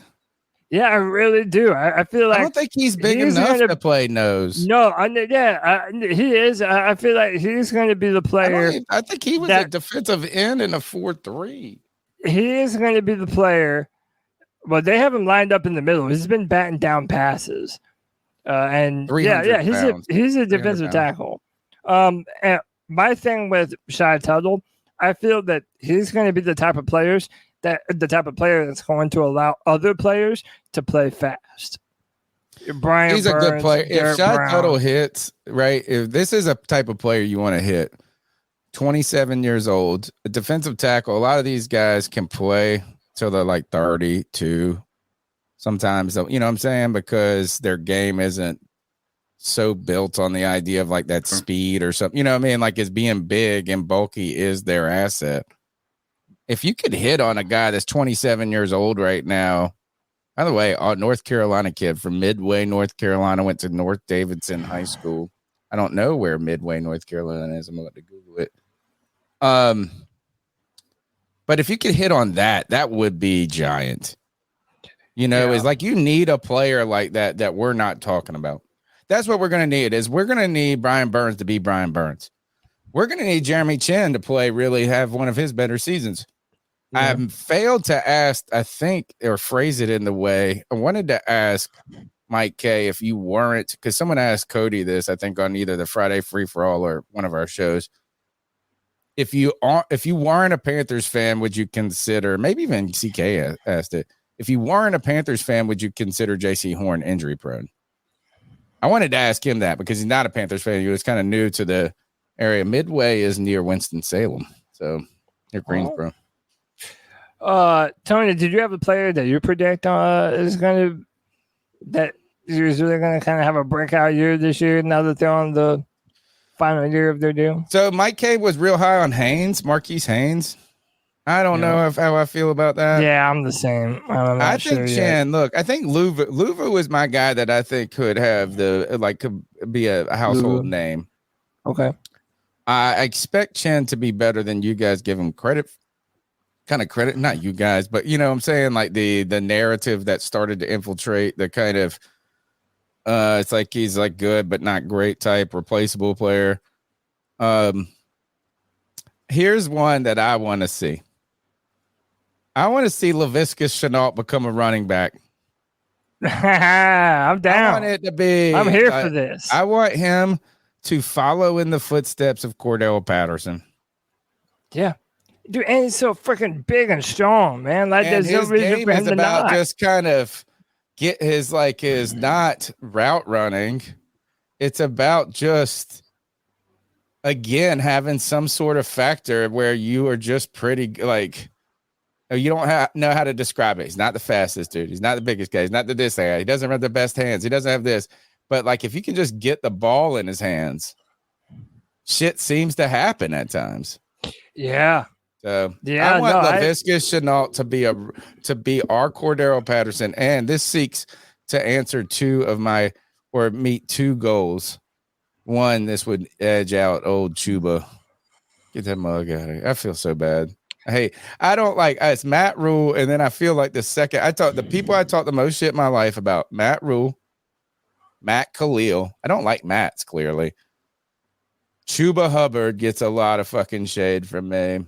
I'm trying to think if there's anybody else that I just fucking. I'm also one of the only people that doesn't slander Chuba at every opportunity and think that he can and thinks that he can still be a serviceable NFL running back. So ridiculous. But, hey man, I'm just saying he went for over 100 against the Lions. You sound like Matt year. Rule's wife. Oh, give me a break. Hey, shout out to 910 Panther fan with the $2 love bomb. He says, "Amen, Tony. Laviska needs a big year." So yeah, this will be a big opportunity for him. And this is a good time. That's a good segue too. Thank you, 910. Oh, Panther I did want to read this one comment though. Chad Howell says, "I cut a guy's hair that was an offensive tackle at Wake. He said Tuttle was unblockable." So hey, Nice. man, dude, maybe he What might if like be. Tuttle and YGM and Luvu are like giant names this year? Wow, now you're talking reckless. Maybe, maybe, dude. Hey, if it happens, I would love to be wrong. I want to be wrong about a lot of these guys. I'm not expecting a lot from CJ Henderson. I'm damn sure not expecting a lot from YGM, but I would damn sure love to eat my words about all of them and have them be a surprise this year. My man, that means they're winning look, football games for us. The real AP is trying to remind us that this is 910, ain't no 910. It's an area code 910. But you know what? I'm from the 252 G Vegas, baby. The 252. Look, Panther fan brings up a good thing. Is like, here's an opportunity to support the podcast, man. You can do that by smashing the thumbs up button, subscribing, or becoming a C3 super fan. A small thing that a lot of people you see those green tags floating around. They are people that say this. I just want to give $2 a month to the podcast, or should we say $1.50 while Google takes 50 cents. But they want to contribute $1.99 of their own money monthly. It's a small way to crowdsource the show, because that's where really not media, but this type of stuff is really coming from. Is at the end of the day, you can't count on ads and advertisement revenue. It's just too hard of a battle to win. So thank you so much for that support. It's great to be a C3 super fan. We appreciate your time, your energy, and effort. And you can also join the C3 community on Twitter. I started it right away. They opened communities on Twitter. And I guess they're trying to which it's a great idea. It's kind of like creating a Twitter Discord. But it's going to be hard, I think, for people to embrace right now, because you have to intentionally post the community. And I think so many people are programmed, myself and everybody, myself included, you just post to Twitter. So this is what I really want. Maybe here's my suggestion to Elon Musk is have a post to Twitter and community option at the same time. So like, what if I wanted to talk about this in a community, but also to the entire world instead, is like, can I share my tweet in the community and on Twitter simultaneously? But join the C3 community on Discord, Twitter, and just by leaving a comment, smashing the thumbs up button. And hey, man, one of the patron saints of the C3 Panthers podcast, one of the longest listeners, dude. That boy just don't care. Oh, Gifted 5 memberships in the chat room to Kristen Ledane, Rot Jones, Sideshow Rob, Jorge Marcelo, and Chad Howell. You are the man, just don't care. The most ironic nickname, by the way, because that man clearly cares. He cares more than anybody. Yeah, he cares more than anybody. He cares about the C3 Panthers podcast. I see G Cavassier on Facebook. What's up, my man? And look, is that this is the starving time for podcasts. So just think this is that if you're here tonight, we really appreciate it. This is great stuff. We're really going to try to build that C3 membership program throughout the season. The whole goal is to keep it at such a reasonable, thing is like, that's it. It's just like church, throw $1 in the bucket. It's better than nothing. Yeah.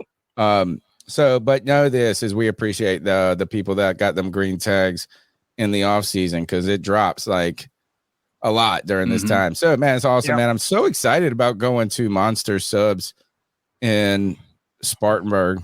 Now, if you go look at their menu, it's dope. They got a knuckle sandwich like this. It's so Italian. Hey, he's a real really good. He's stuff. a real paisan, man. It's going to be some great sandwiches. But hey, before we go forward, dude, CK, you know what I just noticed? Listen, I have a feeling. Dude, I just looked at the chat room, and there's a bunch of freaks in here, dude. What? I think you might need to talk to these freaks and weirdos real quick, Big Papa. Let them have it. Ladies and gentlemen, boys and girls of all ages, we just saw the blueprint the Carolina Panthers had for the coaching staff. We're waiting to see what they have for the rookies with the free agent acquisitions, all of these things. But you've come here to the C3 Panthers podcast to have a discussion about what you saw tonight, about what's going on in the NFL, what the Panthers plan to do moving forward. but you haven't hit that like button yet. You haven't hit that subscribe button yet. Hey, maybe you haven't hit that join button yet. Well, I have one thing to say to all you absolute freaks. Subscriber shame. Oh, snap, dude. We got 112 people watching right now. 63 thumbs up. Hit that like, hit that subscribe, hit that notification bell, and tap on that join button to get first access to all of the incredible content that we're going to have coming your way as the season inches closer. Tony, would you be interested in doing some cat calls? I would. I can't help but make this joke. As Kristen Delane said, or Ladane, excuse me. She said, I want a sub now. And my first thought was about probably someone who called in tonight. I was like, thank God Joey the Blind Panther ain't in here. Hey, Joey's a hound dog, man. He's a hound dog. Like, step on my face. Yep. All right, but hey, this is the portion of the pod where we let you have your voice be heard, man. Call into the cat calls line at 252-228-5098. Leave a message and let us know what's on your mind. So what are your thoughts on catcalling? Yeah, it's pretty. You shouldn't do that to somebody. And how did that make you feel? Very uncomfortable. So how do you think catcalling makes the person feel? It feels good, like. Who's that cat sitting in the back corner with his face buried in the snow? Who's that kid that can use one?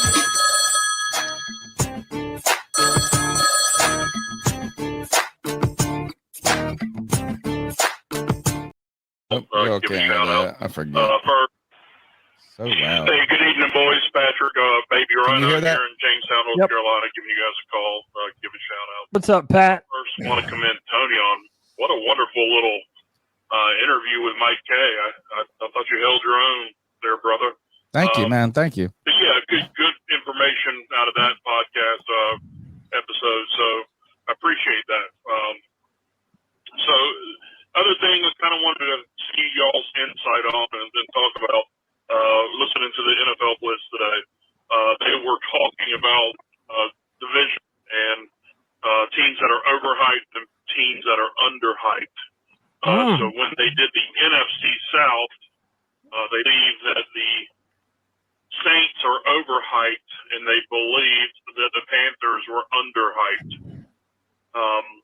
I wanted to see what you guys thought about that and if you're in agreement with it. I actually do agree, other than the fact that Atlanta could be an underhyped team as well, depending on their quarterback situation.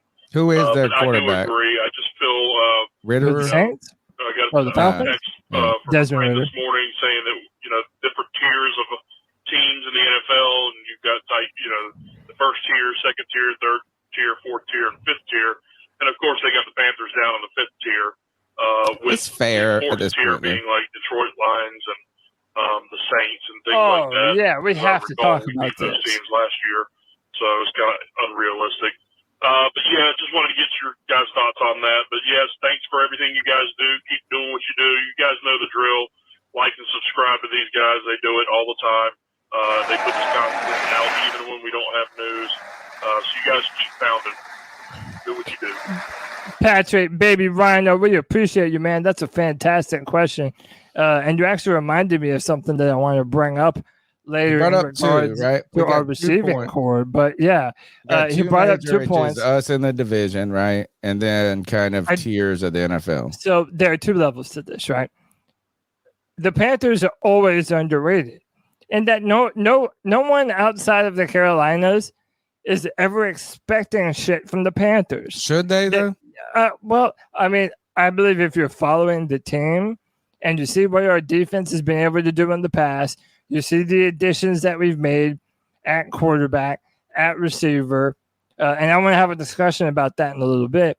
But, yeah, I do think that we're underrated right now. However, I do think it benefits us to be slept on because no one is expecting anything at all from us. And we get to come out guns blazing with a chip on our shoulder, ready to be angry and pounding fools in the mouth. So I love it. I'm into it. I definitely do think that the Saints are overrated right now. I feel like they're just saying that because Derek Carr is their quarterback and he has the most experience out of any quarterback in the division. And granted, that's a point to a degree, but I feel like a lot of their he's defensive, been very good to be like as he's not very. Come on, that's too much. The amount of it's one of He's those been things. okay. He's If been you are a decent. Derek Carr fan, say you are a Carr fan, you are going to say a lot of things about kind of the temperament you just came about being a Panthers fan. Like nobody ever respects us. Nobody ever does this. If you're a Carr fan, you're saying like, look at how much he's produced and done in the most dumpster fire fucking situation in the history of football. If you're a Raiders fan.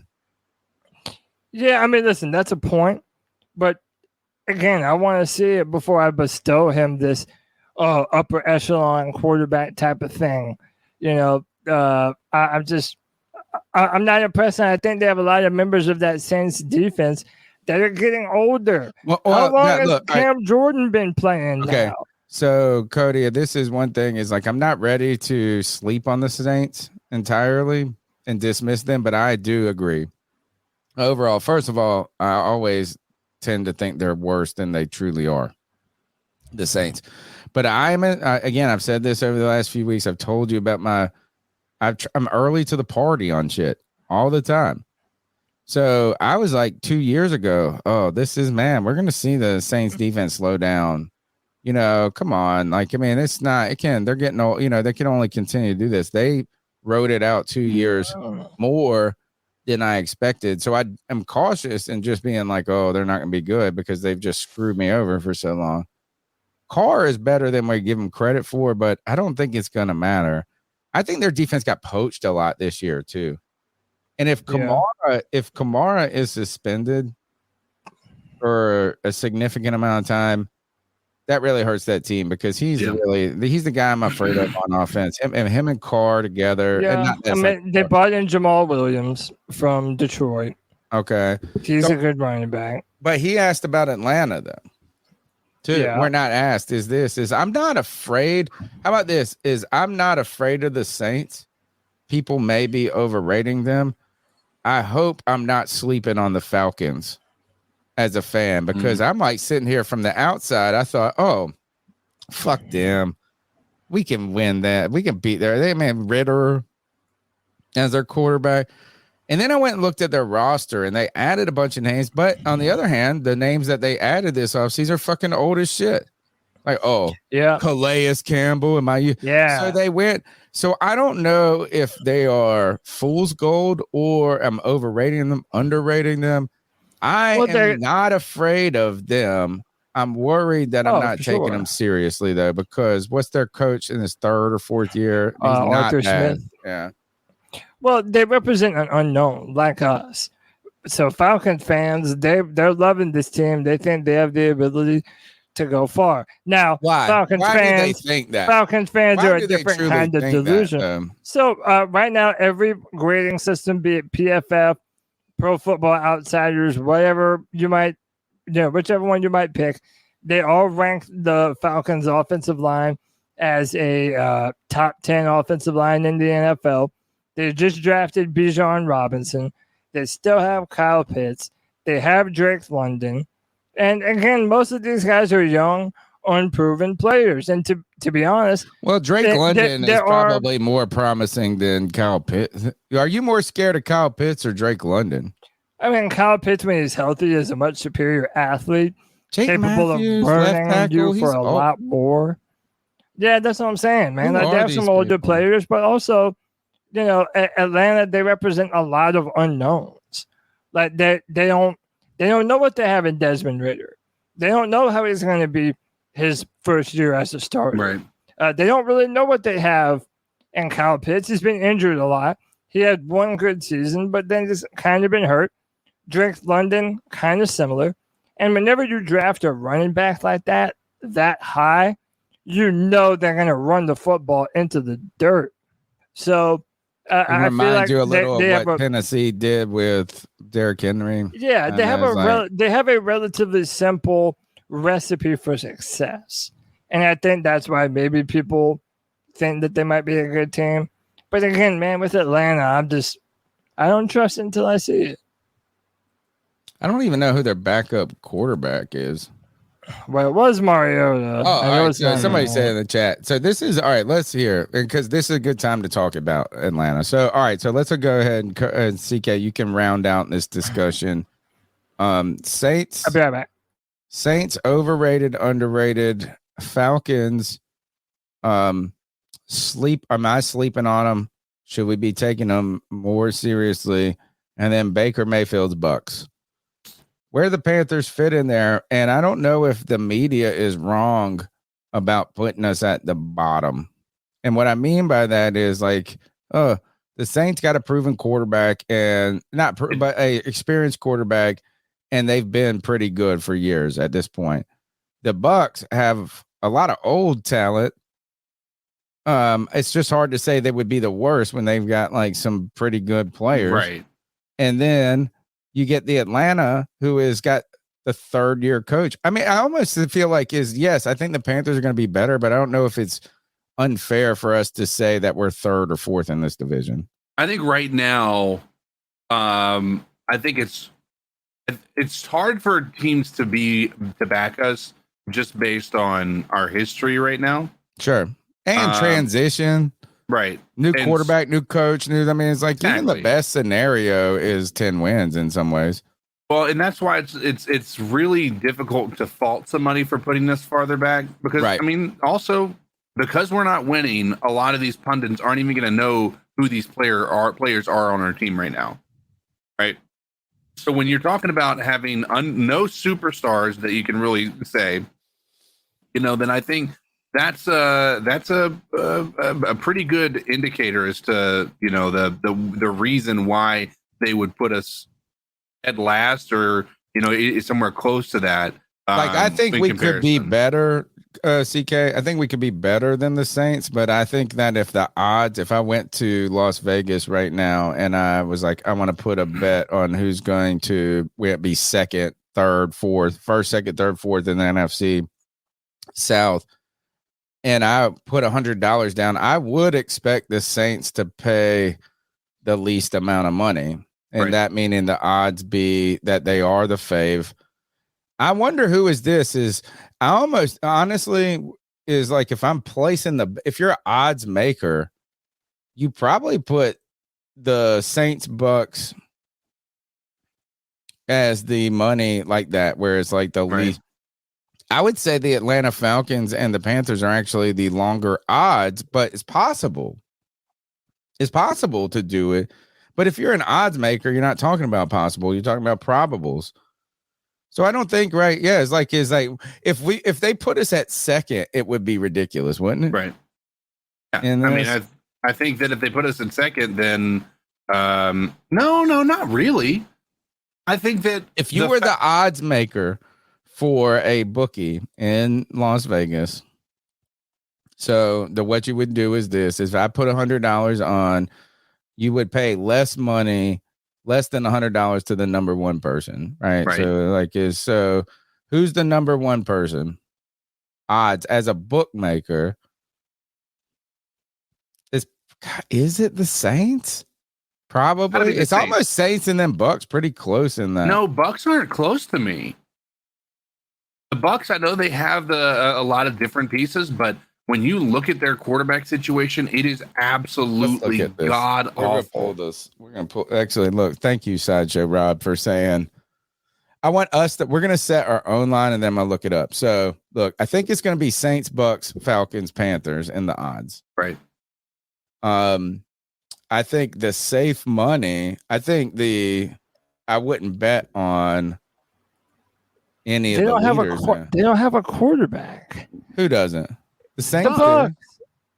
The Bucks. No, that's true. But again, there is the Baker bump. The Baker bump. Yeah, neither do the Falcons. Dude, I feel like everyone is down. Odds to win. I don't know, man. I think we're the bookie. I know the one. I would never bet on it. Like, there's a difference between what you would bet on and what the book says it is. All right. So right now, the Saints, the Falcons, the Panthers, the Bucks are last. Holy shit. That maybe, you know what? They're probably right. I like that. I think the Bucks are last. I think Plus 135 for the Saints, plus 230 for the for the Falcons, plus 340 for the Panthers, plus 600 according to FanDuel. I mean, we can do Sears. I said Sears. Caesars has the Saints at plus 120, the Falcons at plus 240. So what that means, if you bet $100, they give you 120. If you bet $100, the Falcons, they'll give you 240 if they win it. Panthers 340. The Bucks, hell yeah! Wow, are the Falcons and the Panthers fighting for the NFC South? That's the headline there, Cody. That is the headline right now. I think they are. Or not in it's the week 1 matchup, baby. Yeah. That is the headline. Week 1 matchup may determine winner of NFC South. Oh, I'm writing that story. Week 1 might determine NFC South victor. Yeah, champ. Oh, yeah, I have NFC to write South this down. champ. I gotta write this down. Hey, by That's the way, a great headline, dude. Oh yeah. By the way, shout out to C3 Anthony. What up, Ant? He says, "What's up, boys? Panthers plus 380. That's easy money." I believe it, man, dude. We're gonna surprise some people this year, man. Imagine writing this headline here as a week 1 matchup may determine NFC South champ. All right, so we gotta actually you guys can help me with the headline. But think about this, is the week we're going into the game. It's week 1. We've done with training camp. Everybody's excited. Everybody is undefeated. We're on the road with our new coaching staff, our new quarterback. And 2 days before that game, the day before that game, you see a headline that says Panthers at Falcons week 1 matchup may determine NFC champ. How ballsy of a headline is that? How do we even make it worse or better? But like, as you are sitting there saying, this game right here are the 2 teams that are the best in the division, and y'all don't know it. You're watching. Yeah, I mean, listen, dude, you're able to lay out. You're able to lay it out the way I did earlier too. They have a good offensive line on paper. They have a running back that they just drafted that has all the talent in the world. They still have Kyle Pitts, Drake London. Desmond Ridder shows a lot of promise. If you're a Falcons fan, I understand why you're excited. How about that? But we're about to smack these fucking birds. So we also got to write in this notes right here. I'm gonna write this story for CarolinaCatChronicles.com. It'll be ready to publish that weekend. It will be. But think about the post-game show where we win week 1. Bryce Young looks good. And we all come here. Bitch, I told you we gonna win the NFC South. We gonna win the South. That's the post-game show. Panthers just won the NFC South in week 1. We got to remember that. Yeah, I'm writing it down. Now, if I go back and read this note, post-game, I'm just going to write this. Post-game, if we win, will be ridiculous. Make it more ridiculous is my note myself. Perfect. All right. The more ridiculous, the better. Over here at the C3. Imagine if you think that if we take, you know what, we're taking that position from now on. Is the week 1 matchup right now secretly determined is 2? You're looking at the 2 best teams in the NFC South. You may not know it. But you are. And the winner of this game might and likely could be the winner of the NFC South. Take that. And then what if you win the game and you do that and you actually won the South? We would put together the best mashup video. Dude, of us just being right. You mean of us just being all the way right before everyone else? You know what? Note is this. Here, note. My next note. when this happens, be the most ridiculous. The most. And you know what? That's not going to be hard for us to do. Oh, I know. Not Just at look at all. us in the off season. How ridiculous Oh, it is yeah. now. When are we not ridiculous? That's like All a year-round thing for us. Let's do another call. The number is 252-228-5098. What's up, C3? You know who the fuck it is. What up, JJ? And It's J Baby. I was calling in this week to let y'all in on a little bet between me and G Baby himself. Both of them related to Brian Burns. We got $50 that Brian Burns. There's so many people waiting on Bowberry biscuits or some shit still. That's a big bet. That's easy. And I got $50 that Brian Burns will have more sacks than Will Anderson Jr., the rookie for the Texans. Oh, let's go. I got Brian Burns in both bets. Obviously, G Baby don't because he a hater.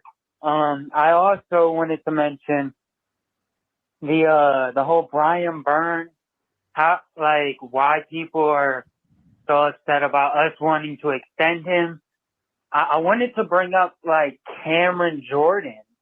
Like if you go look at how productive he was over the years, for years he was putting in work off the edge for New Orleans. He gave us hell for years. He gave other people hell for years.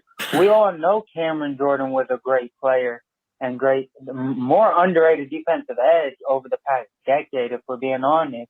And I'm pretty sure he's worth every penny the Saints have spent on him because he's just a franchise edge. And that's what I'm just trying to get at. Brian Burns is worth it because he's a franchise edge. And Cameron Jordan only hit 15 sacks in one season. But for the most part, he had plenty of seasons over double digits. I believe he has over 100 sacks for his career and is a great player throughout his career. I think Brian Burns could easily be that for the Panthers, even if he isn't, in y'all's mind, a defensive player of the year caliber player. And then I also wanted to ice up Cody to end it off. Not really because of the wide receivers, but more so because on the Friday free-for-all, he said straight up he'd be fucking disappointed if we lost 8 games.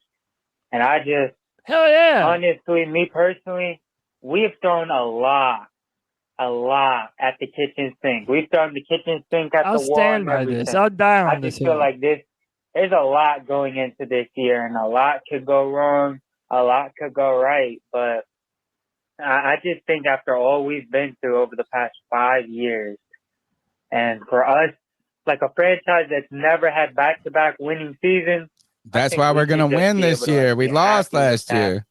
And all be go with that. And if 8 losses was a real disappointment. He's probably got a part 2, but By just the go ahead way, and address that. I stand on that. I'm going to be disappointed if we have 8 losses this year. I mean, and people make it sound like I'm crazy. I mean, hey, I am. I'm going to be disappointed. and I have no problem being the crazy one. I feel like this team would right now. disappoint you? I mean, would you be disappointed with none? I don't feel like that's enough. The answer is no. I mean, you wouldn't be disappointed. You would be full. You'd be full. It's like going to the I would table. be whelmed. I would be whelmed. Not overwhelmed, not underwhelmed. Okay. I would be whelmed. I love that. My thing is I'm sorry, but to me, 10 or 11 wins, that's my ballpark, man. And I think that is possible. That's overwhelmed, though, right? Yeah, but I mean, if you get 10 wins here, we're gonna be insufferable on this podcast. I wanted to ask y'all this. I've been fighting in the free-for-all with a bunch of different people about our receivers. I don't know who put this up, but somebody put best receiving groups, including tight ends and running backs. I think it's Pro Football Focus has us at in the bottom. A lot of them do, but they have us at the very bottom in the hot garbage tier. And to me, that's bullshit. And I'll tell you why. And I'll tell you why. Hear me out. It's one thing to be unproven. It's another thing to be garbage. What Cam Newton was dealing with the Patriots a couple seasons ago, that was pure garbage. Or what he was dealing with in his 2015, yes. in 2017, that was a garbage receiving core. But we have 4 wide receivers? Brent Burson. I would say this: Ted Ginn, Jericho Cotchery, Brent Burson, and Philly Brown is one of the worst receiving cores on paper in the history of the world. Jericho Cotchery, great receiver, just was so prolific before he got there, right? But that was nothing. That was nothing. That was like the worst. And you know what? And they turned out they all overplayed their names. They all overplayed that year, right? Philly exceeded expectations. Fucking Brent Burson was better than he should be. Ted Ginn, better than he should be. All those guys were better than Funchess. Right. But I'm telling you this is I think that how do the Colts have a better wide receiving core than the Panthers? Yeah, that's what I'm saying. Like what name do they have on their team that everybody's like, oh yeah, that's a great receiver. And by the way, I mean, I understand. We have the Rams, right? I mean, they got the best. They got Cup. My point is this: we have 4 receivers that are over 6'2". 3 of them run in the 4.3s. I mean, we have speed, size, and power everywhere on the field, and our quarterback is the ultimate distributor of the football. They're all yards after catch players. I'm sorry, that's bullshit. I think we got to take away tier 6 in this list, and I think you move all the teams that are in tier 6 up, Cody, because look, is the Bears. They got DJ, right? But has he had a better career and output than Adam Thielen? No. So same. I think we should smash the last 3 tiers into one group. All right. I mean, think of this. It's like, all right, so just look at the list. All right. So I say this is like, I understand why you put us as an unproven and at the bottom of the list, right? So I can't say we have a better receiving core than somebody who has a better receiving core when it comes to this. But I think you're pumping up the Steelers too much. I think you're pumping up the Colts too much. I think you're pumping the Bears up too much. I think who's the Giants receiver that's the dude? Yeah, no one even knows. And who Tell me gives the a name shit? on the Packers. Who is the guy? Yeah, you're trying to tell me the Cardinals in Hollywood, bro. I think you smash all tier 3, 4, and 3. But 4, people, my ultimate issue, 4, though, 5, Tony. 6, excuse me. My ultimate issue is people saying that we're a garbage bottom tier receiving core when we're just unproven.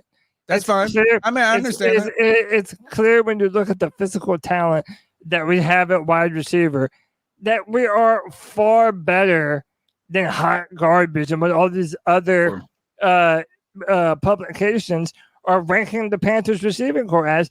By the way, this includes running back and tight end. So you're accounting Hayden Hurst and Miles Sanders into this equation. Right. But do the Patriots have a better receiving core than us? And I would say no. It might be comparable. If they signed DeAndre Hopkins, then maybe.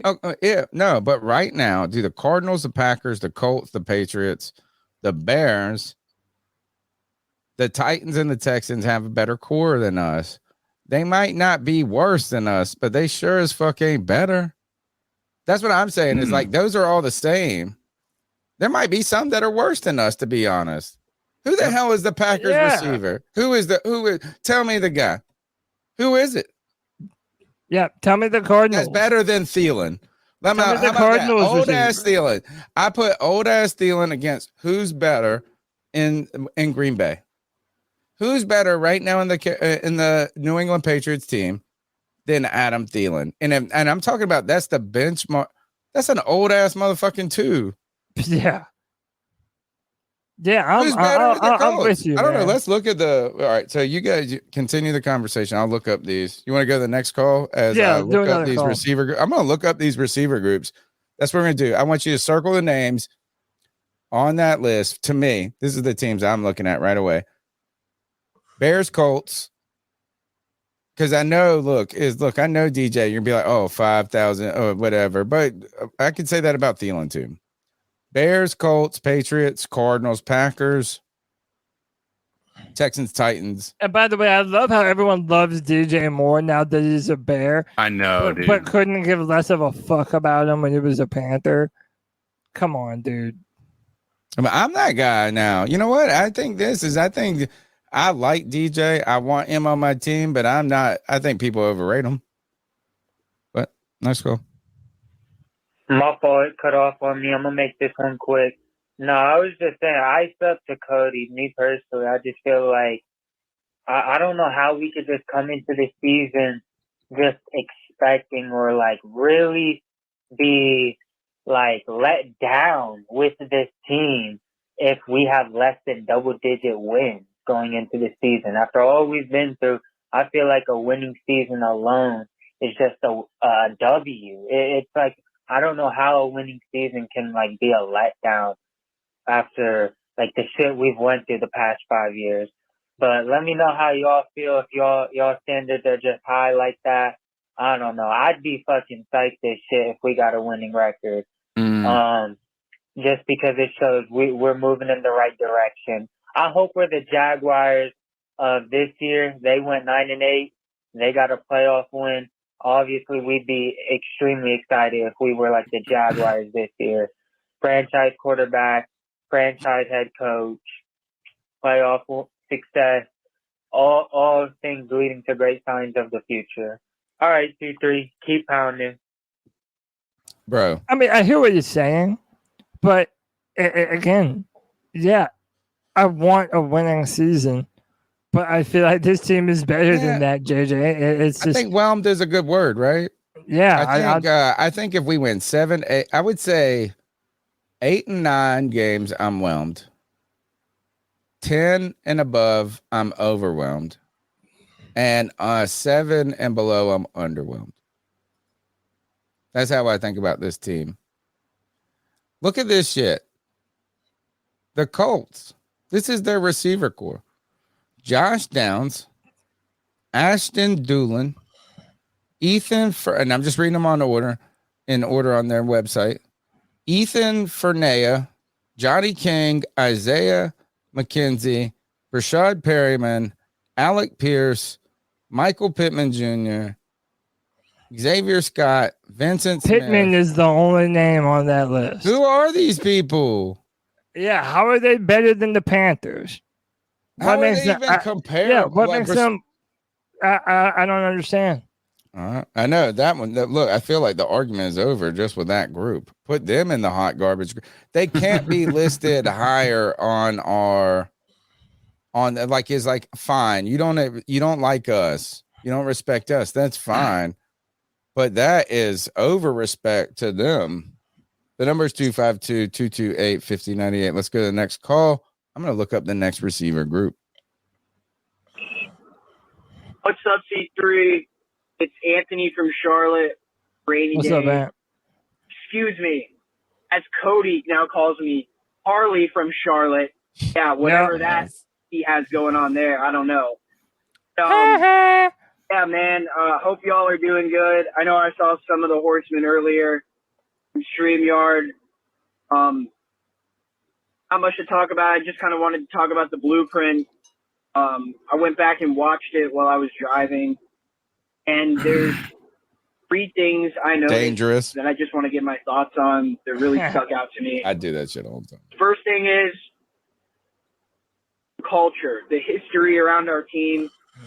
I think it's really cool that they had a whole section based on like Frank Reich when he was the quarterback here, and Don Capers, and just old memories of them on the team and when Don was coaching Frank Reich. So that's awesome. History. The other thing on history, I love how they put pictures up in the locker room or like photos with flats on them. Guys like Luke Kuechly and Sam Mills, Steve Smith. Man, that's what we should always have in our locker room. So our players can know what the standard is and what those guys brought before them, how they can live up to that and play hard for, the culture we have building here now. I thought that was really cool. That fool would never think to do anything like that because, he didn't know how to run a football team. But I'm so happy he's not here. And moving on to, body language of these guys in practice. Everyone seems bought in.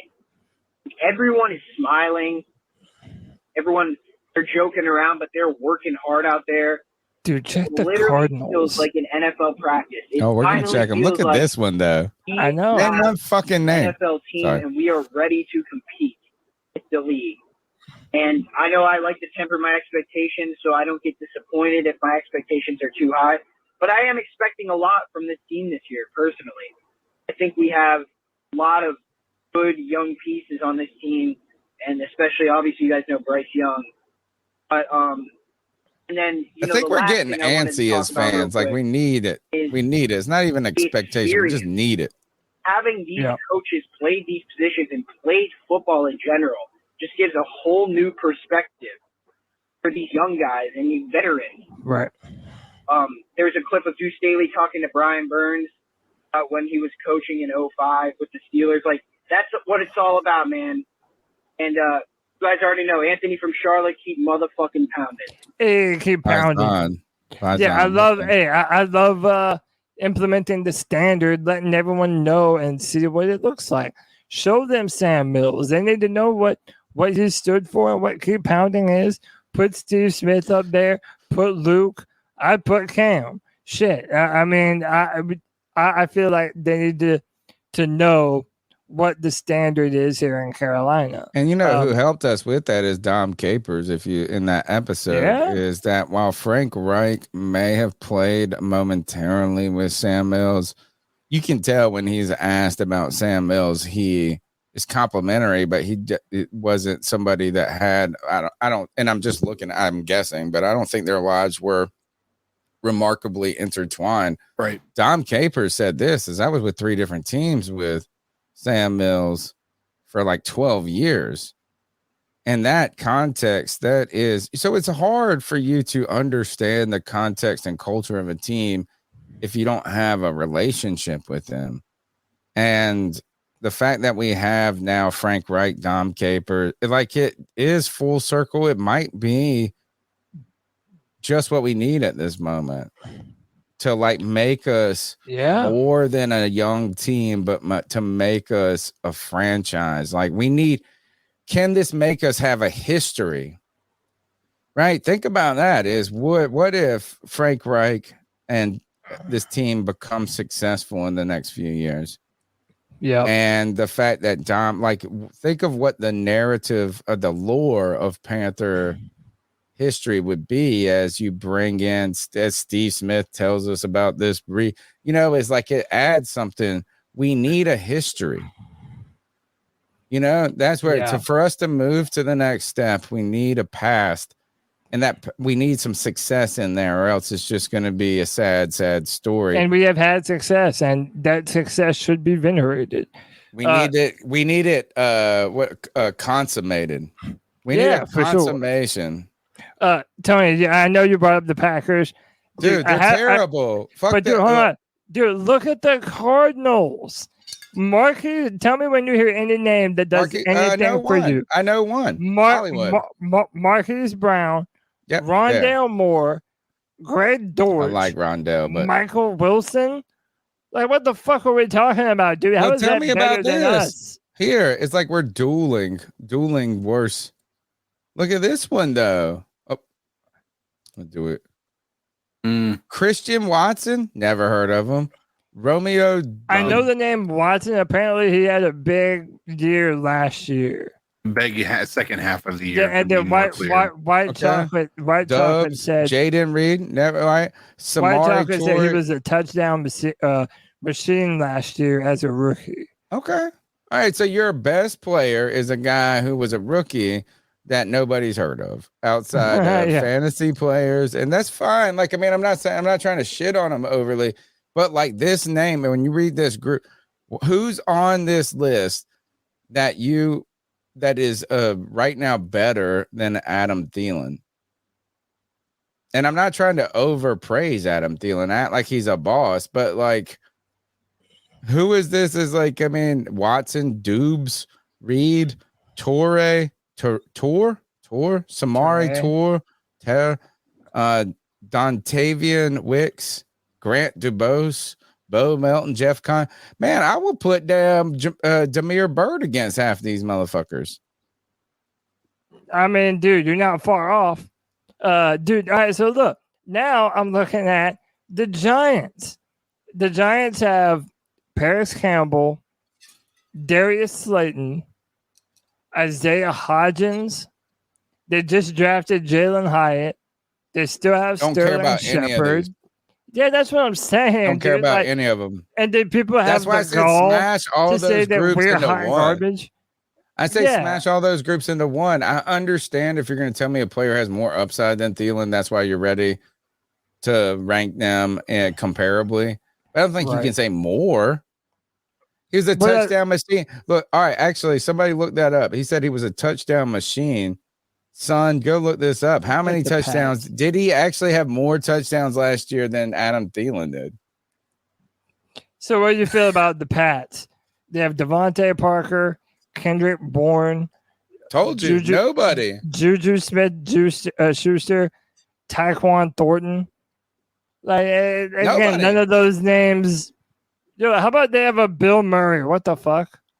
That's hilarious. None of this matters. That's why I'm not trying to get us more credit. I think you are, not you. Oh, for sure I am. The list makers Like, are giving more those talent. people more. No, the list makers are giving these people too much credit. Yeah. Like far too much credit. Right. I mean, I think these are bad, CK.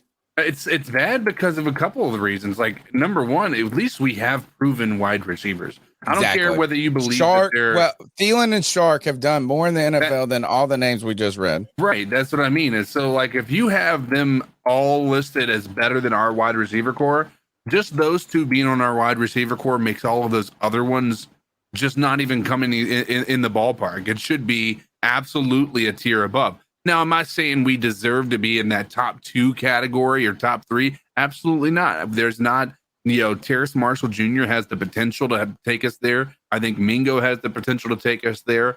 But right now, they haven't proven anything. You can't put them there. But damn, when you look at what we do have, they absolutely have proven more than anybody else that they've got on that list above us. It's comparable at the a lot worst. of the people. At the very worst scenario, it's comparable, right? Any other team you want to look at before we go to our next call? All right, so yeah, I do. All right, so we did. So it's not. So we did Green Bay. We did. Arizona. We did Indianapolis. Somebody said the Browns, but look, Amari Cooper is pretty good. Oh, is Amari Cooper right now today? And remember, that list was also including tight end and running back. Oh, okay. Was just offense then? Well, I mean, just offense minus the quarterback. How are they going to do that? Just receiving weapons. Oh, okay. People who can receive the ball. Amari Cooper, Donovan Peoples-Jones. They traded for Elijah Moore. No, hey, people don't want to hear this. I think the Browns are going to be a good team. People don't want them to because they hate Deshaun now. Everybody's been saying this for 40 years, dude. Yeah, but they didn't have Deshaun before. And people hate Deshaun because of all the allegations, and rightfully so. But the dude can ball out. If you give him time in that offense, I think they're going to be a good team this year. All right. Yeah. Any other teams? No, I think that's fair. Again, the point is I don't need more respect. I think it just needs to say this, that we're comparable. Sure. Right? It's like, I don't need you to acknowledge that our shit's better. Right? But I clearly, out of those names right there, the fact is, I knew DJ Shark's name before he came to Carolina. Right? And maybe he's not even, and certainly he hasn't done that much. Adam Thielen has done more than anybody on that fucking list. It's like if we're going on a date, you don't have to take me to a Ruth Chris, but don't take me to McDonald's. And McDonald's is definitely the Packers. It's definitely there were teams there that had worse cores than us. Let's just put it that way. Yeah. Arizona. Dude, I promise you, Arizona has a worse receiving core than the Panthers. All right, let's go to the next call. Hey guys, 910 Panther fan here. What up? Just like to start off by saying, hey, Friday Free for All was great. Glad I got to meet Cody, and I look forward to meeting the rest of y'all guys on the next Friday Free for All. It ain't gonna be this week. I got a double, but so as far as Burns being the hero, I mean, Cody, you gotta really be honest with yourself, man. He's been the hero.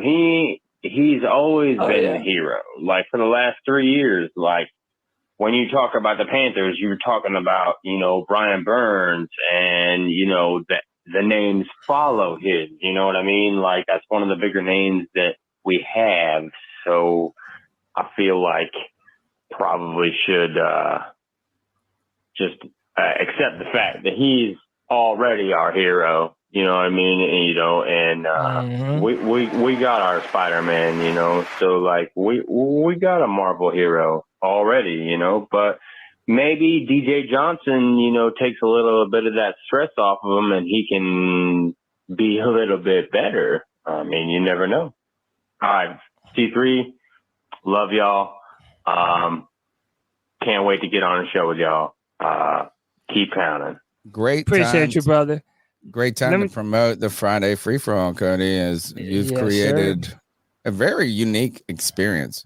I want to I want to celebrate you for a second on this. Is you created something that I'm sure there's somewhere else on the internet that people have done things like this, but you had a vision and you not only executed, but in the process became like the leader of a cult. I'm the commander of the army, baby. I'm out here on the general, front line. bro. You're a general. I'm out here on the front line. I'm the Joe Biden. Catch me when I'm awake. Dude, you know what it is, man? We have built such a dedicated fan base I mean, look at all the people that we know from this chat room. I know. It's wild. People that we feel like we know personally. And I'm like, you know what? Let's give these people, these beautiful C3 Panther fans, let's give them more of an opportunity to let their voice be heard. We really don't play around over here at C3 when we say that we are the podcast that's for the fans by the fans. This is a fan-driven podcast. And we want fans of this pod to feel like their voice is heard. And the Friday Free-For-All, every Friday at 7 p.m., is your opportunity to do so. Join via StreamYard. Come in. Have fun. Yep. And, dude, it's going to be a cracking good time for everyone. Let me say this, though. The Friday Free-For-All is kind of like, I'm trying to think, you might be too young. The Roadhouse of podcasts. I know Roadhouse. I feel like you go in there. Like you better be prepared to defend yourself. Remember the blind guy that sits behind the steel? Like, so he's in the band. He plays in the band, but he's behind a fence. And they're throwing Yeah. Like, when you get on the Friday Free-For-All, you got to be prepared to be the blind guy in the fence in Roadhouse, because that shit is awesome. It's like a mosh pit of fans. Hey man, you have to fight to get your word in edgewise sometimes. Awesome. But it's really cool because so many people love it, dude. And not that that's surprising, but there is like a wild cult following to dude, and all of my OGs that are on there every single Friday, Panther Pickle, Anthony, White Chocolate, JJ, G Baby. Y'all hang out and watch TV shows together now. Dude, they're like they've become popular characters in this C3 fantasy storyline that we've got going on, man. Brian Burns' brother followed me on Twitter. was pretty cool. Followed And then me first. No, yeah, I know. No, like I've been watching. I see these things, so I knew you had already been followed by him. So I was sitting there, and I was like, and then he followed me out of nowhere, which was awesome, and gave a great compliment to the podcast and to you, Cody.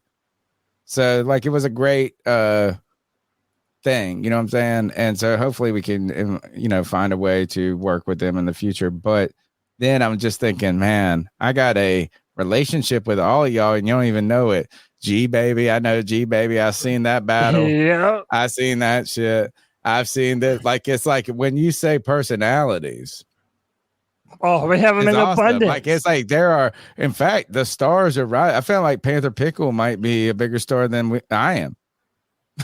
Dude, people love them some Panther Pickle. And by the way, the more and more we do it. So, for example, let me make sure I say it right. 910 Panthers fan. He came on for the first time last Friday. I've been seeing him in the chat and on Twitter forever. But he's finally like, yeah, you know what?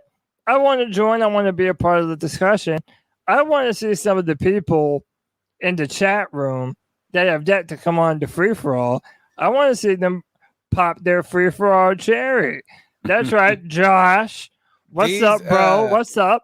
Hey, that's right. Skills had a good idea. He said Kristen, that he wants to try to, and not because I don't think it was like meant to be a weird way, but like imagine a female version of the Friday Free For All, because there are a lot of women that listen to the podcast. I've been wanting to do and what if it was just like they did what you did? Yeah. Dude, I do want to do an all-female version and get some female voices one of these Fridays. To all the ladies in the chat. I mean, yeah, come on, man. I mean, hey, they got to deal with fucking idiots of the internet. That's the problem. Is women have to deal with the idiots of the internet. Right. Hey, but you know what? I would be their white knight in shining armor. You're not allowed in the party, man. Douchebags. No, I have to be on the Free For All. Come on, man. Have to be on the Free For All, bro. But by the way, shout out to Hype Man Lucci. The Wednesday Women All. Perfect. Dude, shout out to Brian Burns' brother, Hype Man Lucci. Give us a shout out on Twitter. Said, keep on doing what you're doing. I love the show. Guys know football. Appreciate you, man. That's crazy. That might be the best compliment, one of the better compliments I've ever from a gotten. guy who plays football, but who used to be a professional football player, by the way. Like, I know, right? Dude, we're doing something right, man. We're doing something Be our right. hype man. Be our hype man. And we are going to have hype man on the chat or in the pod at one point in time. Yeah, we need to figure out CK who we're gonna have to just try to get some people maybe to come to Monster Subs in Spartanburg with us when we do that live. Right. Maybe if we could get one of them in there. David Newton, Mike K.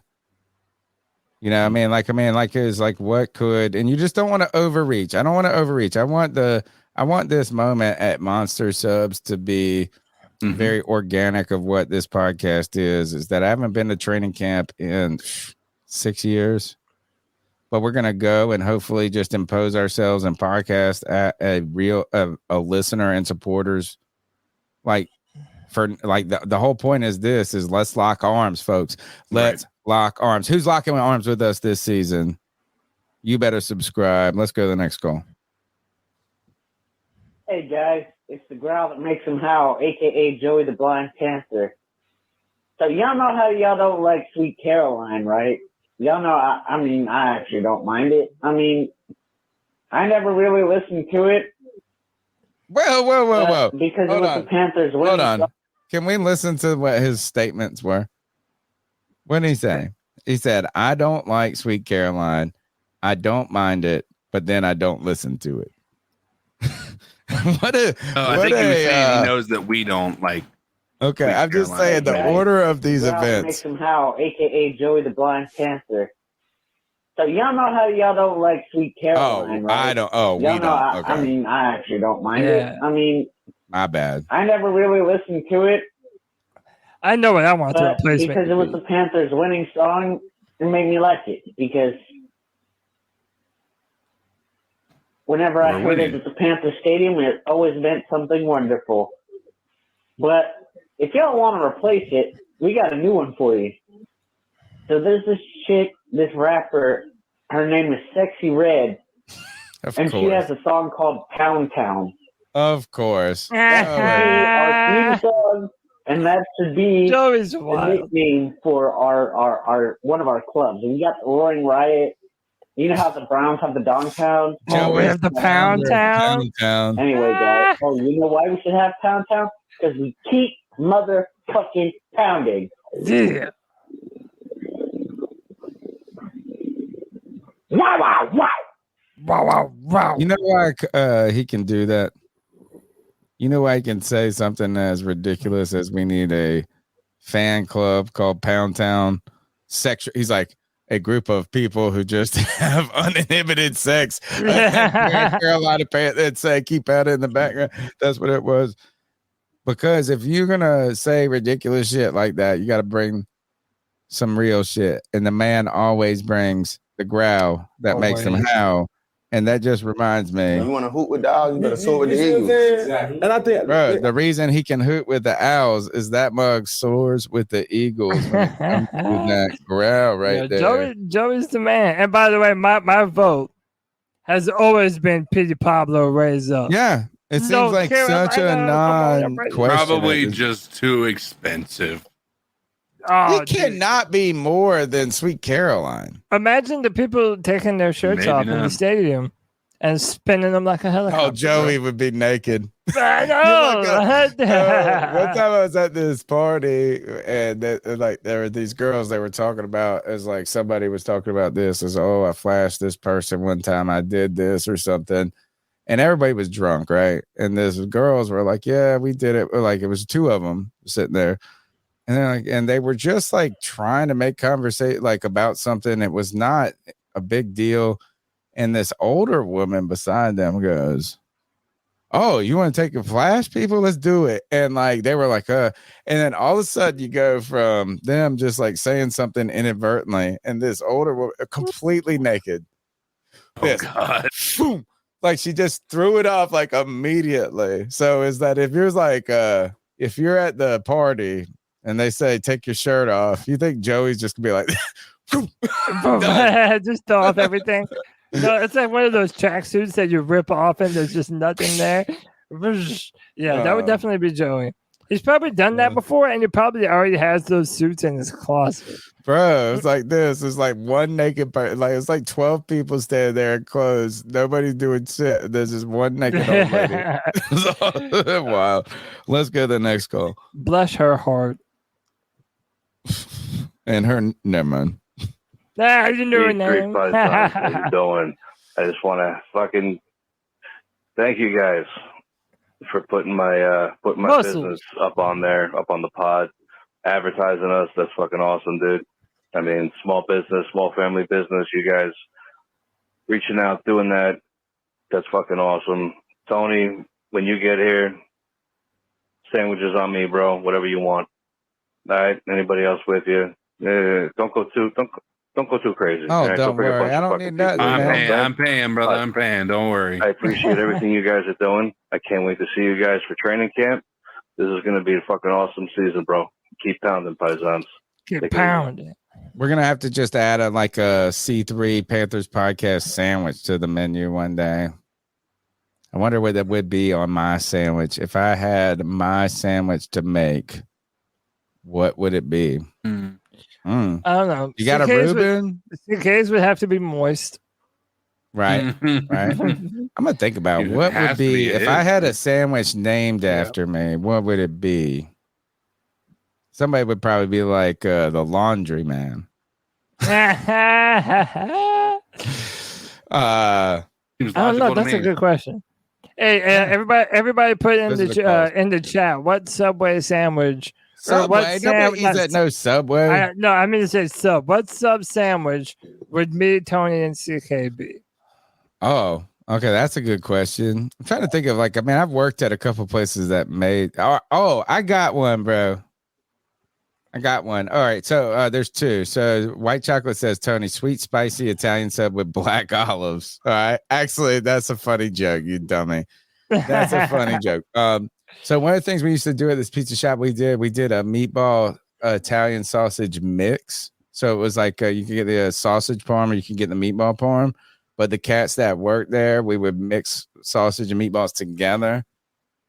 Also cutting the meatballs up so you don't have to cut them in half already. So when you eat the sandwich, they're not like pushing out the back or, exploding. So that's one. And the other sandwich, I got some good, what would I do? Had that one. Oh, here, this one's good for Italian kid is the chicken cutlet sandwich. Chicken cutlets, which are basically the Italian version of a chicken sandwich, like a chicken breast, but you cut it real thin, right? You cut it real thin. So it's a fried chicken cutlet. Yeah. I mean, it's like, so my grandma, like when I went to my grandma's house, like what she makes not makes the best, but it's just like the fucking solid chicken cutlets, always good. Potato croquettes, which are these like day old mashed potatoes. They're good as hell. The chicken cutlet sandwich, which I think is cooler than a chicken chicken parm. Right, a chicken parm has the big pieces, or it's already pre-cut. I would do a chicken parm, but with a cutlet. That sounds dope. Does a po' boy count as a sub? Yeah, would that be where you get shrimp on yours? Fried shrimp? I think I'd be a fried catfish po' boy. Oh, love it. That's a good sandwich there. Right. Yeah, love that. Muscle says what would be your sandwich, CK? He said Cody Cold Cut. Oh, Cody Cold Cut. Oh, Pop out here shooting. I like that, Pop. So look, listen to this. As Kev said, this is Tony. You got to put some nice gabagool on it. Yes, that's what what they said, gabagool. And cold cuts are a staple in my lifetime. It's it was like a thing. Cold cuts. And my uncle used to joke on he said this. I was telling him I had my grandma call into this podcast once, CK. And I named the segment called Cold Cuts. And it was, maybe we should do this year because it was the people that got cut from the roster after training camp. And we called, and I was like, Grandma, and I called her up and I recorded it. And I was like, what's something that you always got to put out at the party? And she was like, and I told my uncle about this. And he said, you should have asked her, has she ever bought cold cuts from Food Lion, but then put them in a Harris Teeter bag? So her friends think she spent more money on it. He said that's what you should buy. That's what my uncle asked about my grandma.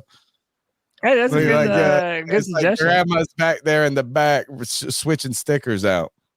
Hey, Marinara says he got the gabagool, bro. CK, what would be your sandwich? I don't know, dude. If you're asking me my favorite, it would probably be some form of an Italian. Oh, he's already got that. Everybody's Italian up in here tonight. But I don't know. You can call me. I wouldn't put you as a Reuben guy. If I was looking at you, guy. I would have not. I wouldn't put you on the pastrami or. Reubens are delicious, though. They are. Reubens are all made by the bread. It's like it's got to be a good quality bread and the sauerkraut. Yeah. Gotta have that. Gotta have the right meats, the right kind of mayos. Yeah, man. Reubens are delicious. And then bacon makes everything better. I'll leave it up to the chat to decide. I don't really know. It's got to be moist though. I think Cody's right. It's got to be moist. Yeah. CK moist meatballs. Just a meatball marinara. Just straight up meatball marinara. Put that on the menu. CK moist meatballs. Hey, bro, it's just meatballs and marinara sauce smothered in underwear. Hey yo. Kev, you better shut your ass up, bro. I'm gonna come and smack the shit out of you, stupid. Oh, dumbass. C3 Earlier you Panthers said that was a ham podcast and cheese. rocking on. I don't know if there's really much more Panthers to talk about. I did see a couple of non-stories in the NFL. Those are the calls. We just got ice up picks in the NFL news. Anything else on y'all's minds? We said the Bat Daddy Baconator. Oh, that's a good one. That's a good one. Yeah, that is a good one. Now got me made me hungry now, and now I'm sitting here trying to write a menu. I'm sitting here in my head like menu. We should be talking football. We're sitting here writing menus in our head. Let me just go to. Do we have anything? Did you put the new slideshow up? What do we got? Do we have anything else to talk about? No, dude, there's nothing in the slide. Put some news in it. Did you upload the new one, or did you just leave the old one? Dude, I didn't do anything. Oh no, it's not. All right, so let's see. What did I want to talk about in the NFL? Any NFL news that is sticking out to you? And I think one is kind of like leaning into the ice up picks. Did you see this cornerback Jack Jones? Yeah. Oh yeah, at the airport. How dumb. Yeah, I don't understand this. I forgot that I had my 2 loaded handguns in my carry-on. In his carry-on, he had it. This is what it writes is this is New England Patriots quarterback pleaded guilty on Tuesday during arraignment at East Boston court on gun charges. He was found. Jones was arrested after being found with 2 firearms in his carry-on luggage, according to Massachusetts State Police. Jones was charged with 2 counts of each: possession of a concealed weapon in a secure area airport, possession of ammunition without a firearm identification card. They stacked the charge of unlawful possession of a firearm, carrying a load of. This is stacking charges. This is the exact definition. As he got charged 7 times for for bringing a gun. What kind of fucking dummy? Yeah, well, like, hand me my crack, my guns. Especially when you're gonna talk shit about somebody else who was not in your sport. You know what, Jay Morant, whatever his name is. Yeah, Ja Morant. Ja Morant. Yeah, like this guy. I didn't even know he was talking shit, dude. He was basically on Twitter giving him a stern talking to, like you, hey bro, you're supposed to be earning. You gotta do the right things. You can't be doing this stupid stuff. You gotta be bringing the bread home. Like just doing that, mentorish type of virtue signal. Yeah, virtue signal. Yeah. Look, here it is. I got it for you. 30 days ago, Ja Morant, he said he added him too. He mentioned him dumb. You're letting social media and your pride ruin your real money. Put them guns down and run that money up. Make one of your homies sign up for security or concealed carry if you feel like you need it that bad. But the breadwinner, you got to start acting like it. 30 days later. What the fuck was he? He was like, you know what? Was he carrying Ja Morant's guns? Is that what he was doing? It's like, I'm trying to help you, brother. What a fucking. This was kind of my ice up pick this week. Is like, I mean, how? But dude, they're saying he's facing like some crazy amount of jail time. He should be. What kind of for being an idiot? They should have charged him for being dumb. Yeah, but I heard that should be the number one charge. 2 guns in your carry-on, unless you are a terrorist.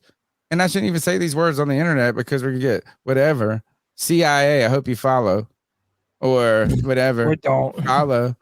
Subscribe. He said, or don't. Yeah, no, definitely don't. But, we don't want like, that. I mean, what kind of dummy? It's like the worst. It's like, I'm trying to think of, like, what would be a more ridiculous thing to do? Like, less so unaware of your situation. I mean, it's like, I don't even know somebody, like, if they don't speak English and you're like, oh, they can't be, I'm sure they could be like, oh, I didn't know the rules. I can't speak the language, but the rule is clear. You don't bring the goddamn gun on the plane. Like, a 4-year-old knows that, a mentally ill person knows this is the number one crime he committed was being a big goddamn idiot. And it's also like, why did you need it on a plane? dumb. Or why do you think you're going to get away with it? Well, I why did you need this anywhere? I think that if there's let's say he is legitimately saying it was an accident. Maybe he packed it in that instead of his luggage is supposed to be checked and whatnot. Like, right? Let's just say for instance, that's something that he did, right? Like, still charge him. Like, I understand why he would need to move that, right? Like, he's going from one place to another. Potentially if he's like moving for the weekend or moving for the summer or what have you. Or he's going to be out of town for an extended period of time. I kind of understand why he would have them with him now on his carry-on. I don't understand that at all at CK. How do you understand that? So you're saying that you can travel with your weapons, moving forever across the country? No, like there's if you're gotta going, be a better way to get your weapons somewhere. Not if you're going to be going somewhere for a month. Like, there's no sense in like going through a shipping process when you are legally allowed to take them. You just can't have them as carry-on like a dumbass. They picked the wrong bag up? That's what I mean. Potentially that could have been what it is, but I mean, it doesn't. It doesn't mean that he's going to get out of it. The number one charge right? is dumbness, right? But I mean, there is that part of it. Now, the other part of it is going to be dumb. Is like if he were to be. This is how dumb this is if he had guns. And he was legally traveling with those guns, not even in his carry-on, but in his checked luggage. And they were aware that they were there. And he went to New York, like just for a layover. Oh, you're not allowed to carry at all, right? Dude, he would have been arrested and have federal charges against him.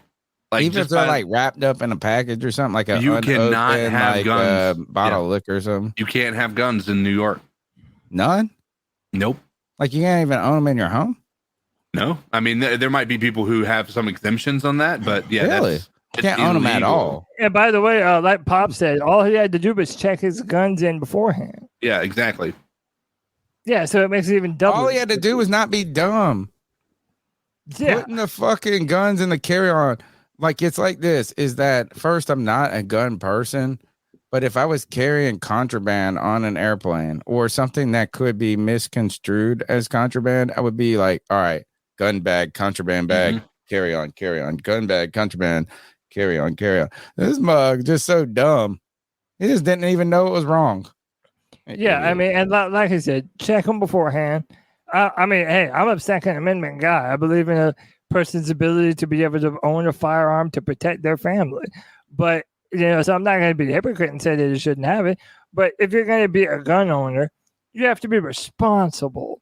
And that's the biggest thing that our society lacks is responsibility when it comes to gun ownership. So, man. And again, now he's on I think Twitter. You have to be more responsible. Shit about John Moran. He's a hypocrite.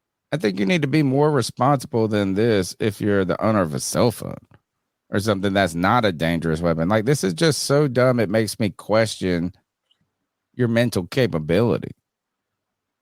Like, I don't think if this guy got charged with a capital crime where he could be executed, like you could go to this moment and prove that he was mentally insane. I think this would be my number one evidence. Your Honor, my client knows not what the fuck he does. He was so dumb. He brought 2 loaded weapons in his carry-on a plane. Of course he's crazy and insane. Yeah. So the other part to this is I think that there is a piece to being a celebrity that is at play here. I think that there is you may seem like common sense to us, but I think a lot of people who live in a world like that, like athletes, celebrities, influencers, feel like they live in a different world with different rules, right? So I think there is a part of it, almost like I'm not going to get caught. Like if this was intentional, like he was carrying them on there for, nobody's gonna be messing with me. I'm a professional athlete. They have no reason to want to check my stuff or what happened. They check everybody's stuff at the airport. You ain't never been to the airport, homie. That's what I ask them. It don't matter if you're rich or poor. They check everybody. I'm just saying from the perspective of not checking him if they're in his checked luggage or something like that, right? Like he may this, again, if he's never had to check him before, maybe that's he put him in his carry-on though right now, unless this report's wrong. No, I mean, even if he did, that's still dumb. Yeah, I mean, it's almost been every time I go on one of these big, like the train, like even whatever, I'm always there saying, can I bring the water or not? And they're like, there's 17 signs that say you can't bring the water. You know what I'm saying? Like, but I'm always I'm never trying to sneak the water on. Like, I mean, it's like if I'm worried about bringing, man, people are out there getting their damn toenail clippers taken away from them before they go on the airplane. This is like, oh, I'm sorry, I didn't know. Guns, multiple guns, my bad. You're not even allowed to have like bottles of shampoo and shit. Yeah. It's stupid. By the way, you know what? They made him dump his whole bag out. Sorry, sir, you can't bring these guns, nor this bottle of tequila, nor this bottle. Yeah.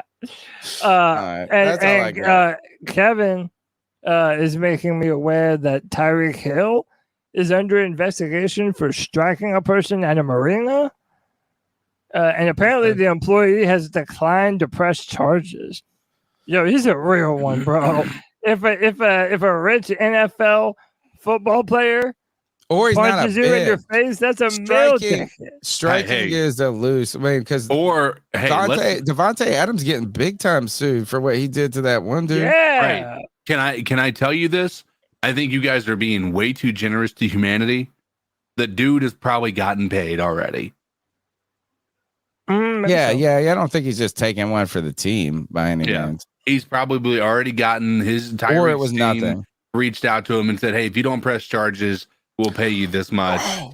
Did I tell you guys about Paul Pierce? No. You guys haven't seen this? See, this is why this is going to be awesome. This is old news. This is 2 weeks old. Tell me, and it might ring a bell, but Paul Pierce goes on Kevin Garnett's. So Kevin Garnett does, you know how the watch-alongs are a thing now. Mm-hmm. All right. We started them with the draft, by the way. The watch-alongs are a thing now, and they've become even professional. So like Peyton Manning's doing them. Stephen A. Smith is doing watch-alongs now. Showtime paid Kevin Garnett had a watch-along for the NBA Finals game, one of the NBA Game 3 or something. Maybe he did more than this. So it's Kevin Garnett like at somewhere in Las Vegas, and Kevin Garnett is a renowned shit talker, like in not the most polished person or polished history, right? So like if you make him blush, it's already kind of fucked up. But so he's having this and he's trying to like kind of dip his toe into probably the next aspect of his career, and he's trying to keep it professional. Dude, we just have to watch it. We have to watch it. Like, it's so good. I will take. Also, we got to make sure that we get to D's and his call. Wait, did he call in? Yeah. All right. So good. I didn't know I missed a call. What's the last four? 2891. Oh, I just skipped over it. My bad. What up, guys? This is D. I'm trying to get in my cat call. Just one day removed from the Mike K interview on the C3 Panthers podcast. Listen to what Mike had to say in his predictions for our wide receivers for this upcoming season. To me, it seemed like he had Bryce Young estimated at about 3,200 yards. Now, I'm assuming, like White Chocolate Espresso, that Hayden Hurst is going to catch six passing touchdowns along with about 600 yards. I think that's a good prediction for Hurst. It would be his career best year. Maybe by only 25 yards or so, but still his career best. That 3,200 yards, we're not even factoring in LaVisca at all, and we're not factoring in any of those running backs or tight ends in the yards that they would have. So Bryce Young getting to 3,500 yards or greater is almost a given. I feel like Mike's prediction was really safe. Like saying that DJ Shark is only going to get 450 yards is pretty much assuming that he'll be hurt most of the season, and that may very well be the case. But if he does play a full season, I can easily see DJ Shark getting more than 450 yards. I don't think it's impossible at all if things line up and if players stay healthy, right? Because clearly that's our biggest obstacle is going to be health. And don't even get me started on the defense with a star corner already hurt and our star edge rusher already hurt, and we need another one of each one of those. But it's not hard to see where Bryce Young can easily get to 3,500, 3,700, Oh, and yeah. maybe even the 4,000 mark. And sure, I understand that Bryce Young this year for 4K. That's a fan perspective, and that's where I'm coming from. And I just want to see the guy accomplish it. Just because that's great for us Panther fans. How long has it been since we've been able to throw the football like that? And we've absolutely never had an offensive coach. I think there's a lot of reasons to be excited. I'm saying, Cyrus. We can point out all the things that Mike did, or Mike said, as to why it should be or could be mediocre. And I don't disagree with it, but as a fan, I'm going to have to say that we can overcome that mediocrity this year with coaching. And then the sky's the limit next year. And even Mike believes that, and he's certainly not a fan. But anyway, I really enjoyed everything the man had to say. I think he's very intelligent. I think it was a great interview, and I appreciate you guys letting me on the show. Keep pounding, C3. Keep pounding. So listen, I also want to put this out there. A lot of these beat reporters, they're not fans of the team. Right. Now, that's not saying that they hate the Panthers, but for example, like Bill Voth, right? He was one of the biggest names associated with Browns Panthers fan, right? media content. Yeah, he was a Browns fan. Right. So again, I feel like some of these media people, they have, again, what some might call more reasonable expectations, whereas fans are excited. It doesn't mean that they're right either. Sure. I just feel like they have kind of a, they look at it from a very realistic point of view. Well, this guy isn't good for around these numbers, and that's what he'll do here. Right. But I believe everybody that signed here signed with the Panthers under the auspice that they're going to be able to really show the full dearth of their talent here. From DJ Chark to Jonathan Mingo to Terrace Marshall Jr., like they're going to be able to do something. Yeah. And yeah, man. I'm willing to get demonetized to watch this with you guys. So if you are watching this show and you find this funny and it's worth it, send $1 to the show somehow. Just $1. Because basically it'll be like $4 or $5 is what we're losing by demonetizing ads. And I would say this, I'm going to send myself $4 or $5. This is going to make your life better. So this is Kevin Garnett's watch along to, I think it's game 3 of the NBA Finals. In game 3, they would have been tied up 1-1, I think, at this point. Denver and Miami. Let me know. Can you hear the audio? Cheese up. I need some more work. Yeah. I don't even know if there's some more work. Like, you want me to call some more work? No. So, by the way, just to let you know what happened is like going on is Paul Pierce shows up and he's drunk. And he's on the right? No, Kevin Garnett's the tall. He's on the left. All right. Paul Pierce has got the glasses on. Yep. And Paul Pierce, he's at videos in the background, people doing cocaine with strippers and stuff. He's posted selfies. He works for ESPN and stuff. So he knows how to have fun. This live stream, dude. He's on the live stream for the whole game. And just watch Kevin Garnett. Kevin Garnett tells him like 42 times they're live. Like, bro, we're live. You have to know this. I don't want to see it. I just want Miami to win. Man, no, we're working. No, this ain't P after dark. It's like watching the game at the crib or something, man. You know what I'm saying? Just throw a wall in here and turn. Watch. What's up? Watch. Wings and drink. Who like one of your fouls?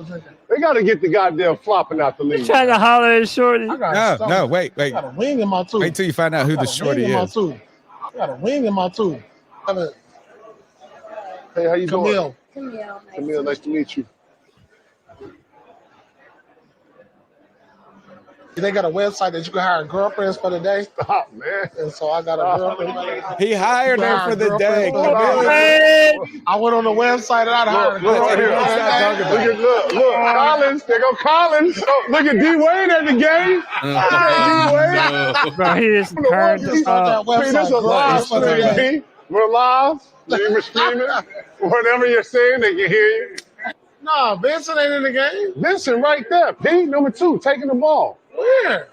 Got the ball, P. No, I'm talking about the other dude. Let me get a margarita, my boy. This shit gets so much worse, dude. His nickname is Jeff Flurry. Stop. Can I get a margarita? Security, sir? Where's your name tag, sir? Sir? But what is he doing? Right, you got to remember we live stream. Out there by the join us on Showtime basketball. Look, Kevin Garnett's trying to keep it together. He's like, we got to show and Paul Pierce trying to get finals. Where are we at, though? What's this called? Man, dog, we're in the KG Sports. He's Jeff Flurry. Again, we're live streaming. That was a few people. I'm changing my glass. What? If you called today. I think that's all it is. We're doing. Let me post you up, you little motherfucker. Live stream. We in, baby. Y'all know what it is. Live stream. Watch. What I got on me? Troop in the building. Jeff Flurry. We're going to get parental guidance on live streams. Yeah, it's live. It's live. Bird, Lord. Bird. Yeah, keep on kissing on him. I got to stop it right there. All right, I got to talk about a couple of things that are going on right now. Is Garnett's boys, Paul Pierce. They've won championships together, you know, so that's his buddy. And Garnett keeps telling him the same. This is the absolute talking to Drunk Tony on the Draft podcast or something. It's like, we told you that 7 times already. We're live. My man said this. He said, you know, they got a website where you can rent a girlfriend for a day. And then he kept talking about it. And then he's kissing on the girl, kissing on like it's this and that. And Garnett's trying to watch the game. He's trying, come on, P.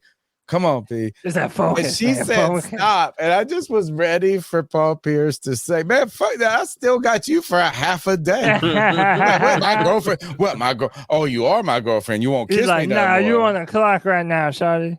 But no what? You might as well be my wife and not putting out. Here is a look. It gets so. It's like it's awesome, dude. This is the best shit.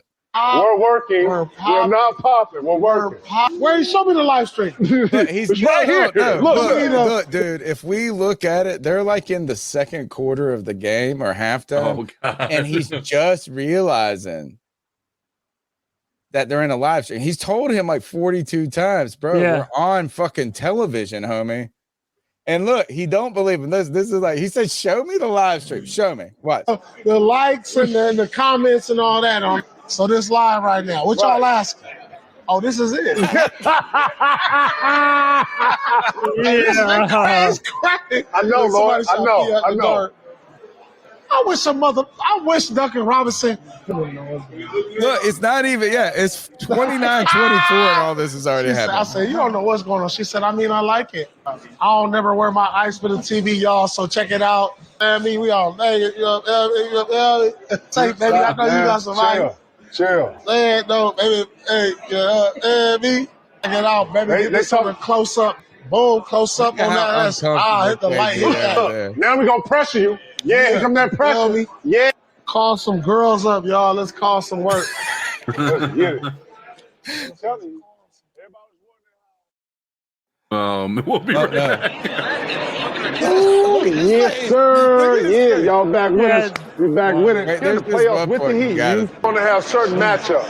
And let's keep it 100. This is a good game, yo. This is a good game. Keep it 100.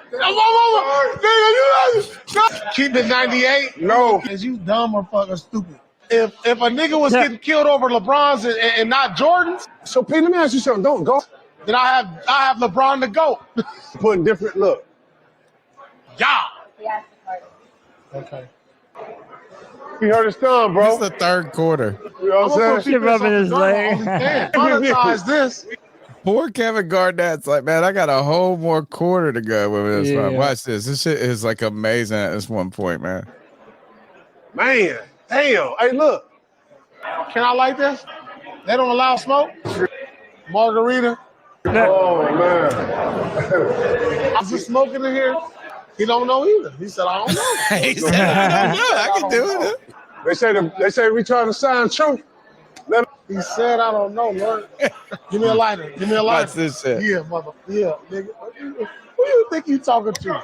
Hey, my boy, don't make me smack you. Look, so he said ask somebody for a lighter. He got someone threw him a lighter. Somebody fucking threw it at his face. But then he got mad at a guy that didn't throw it. Watch. Look at where the shit comes from. I think you talking to?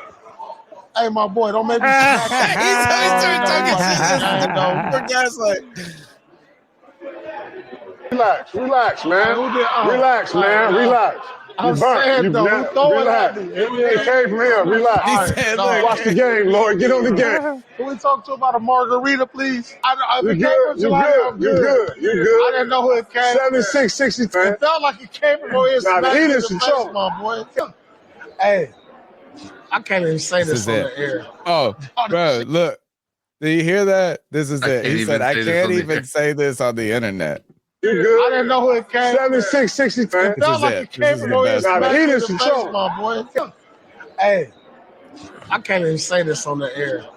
Oh, the shit in the face, Lord. Like, what you gonna do? I'm sorry.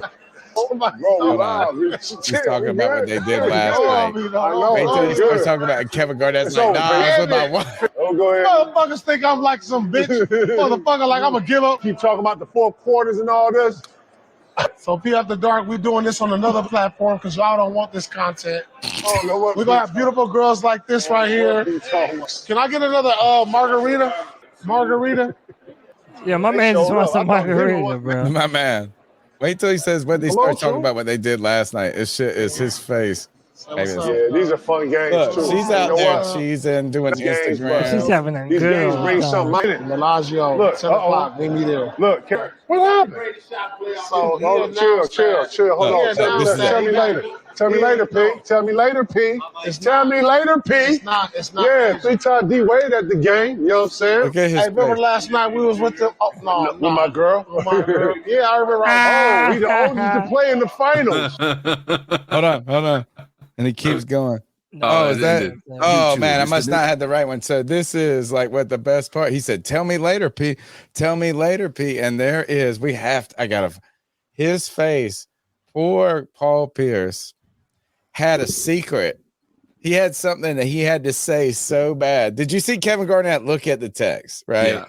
And then Paul Pierce is like, yeah, he's like, tell me later, tell me what later. And then they're all going to be talking about, like, he's going to be talking. Paul Pierce is talking about somebody meet me at the Bellagio later, or this and that.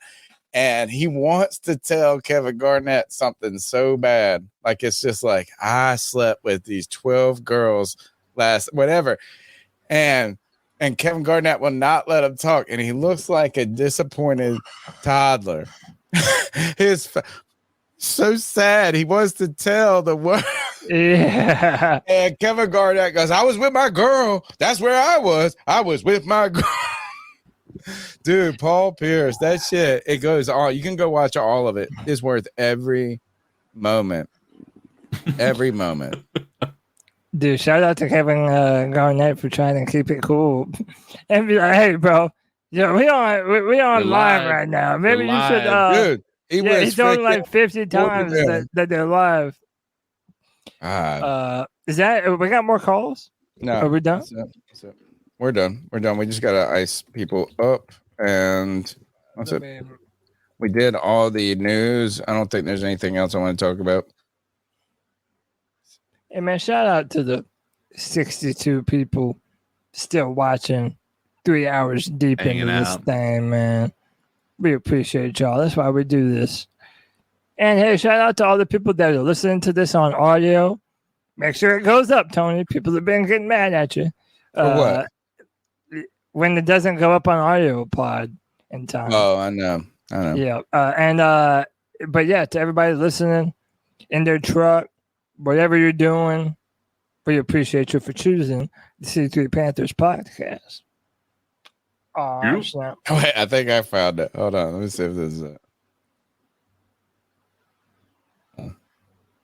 Nah, never mind. But he just looks like such a sad puppy. Anyway, all right. So let's ice of it. Look, what do we got going on this week? We're going to be, again, shout out to Monster Subs. We're going to be there in a month and a week.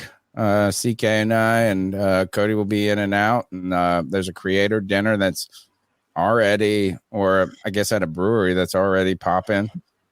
training camp, man. This is a training camp that there is no stress. It's like it's only optimism right now for Carolina Panthers. Like we have to be optimistic at this moment. You know, it's like next year if we don't do well, then can be negative Nellies coming out. But this is a moment we're on the clean slate. We got our quarterback. We got our coaching staff. We'll be at Monster Subs. We have to do a meatball sausage combo for the Tony special, and we'll call it the laundry list. All right, let's light some fools up, homie. Longest running segment on the longest running podcast. Oh, you know what? For half a second, I forgot. You forgot that we had a bumper. Oh, shit! Let's bump.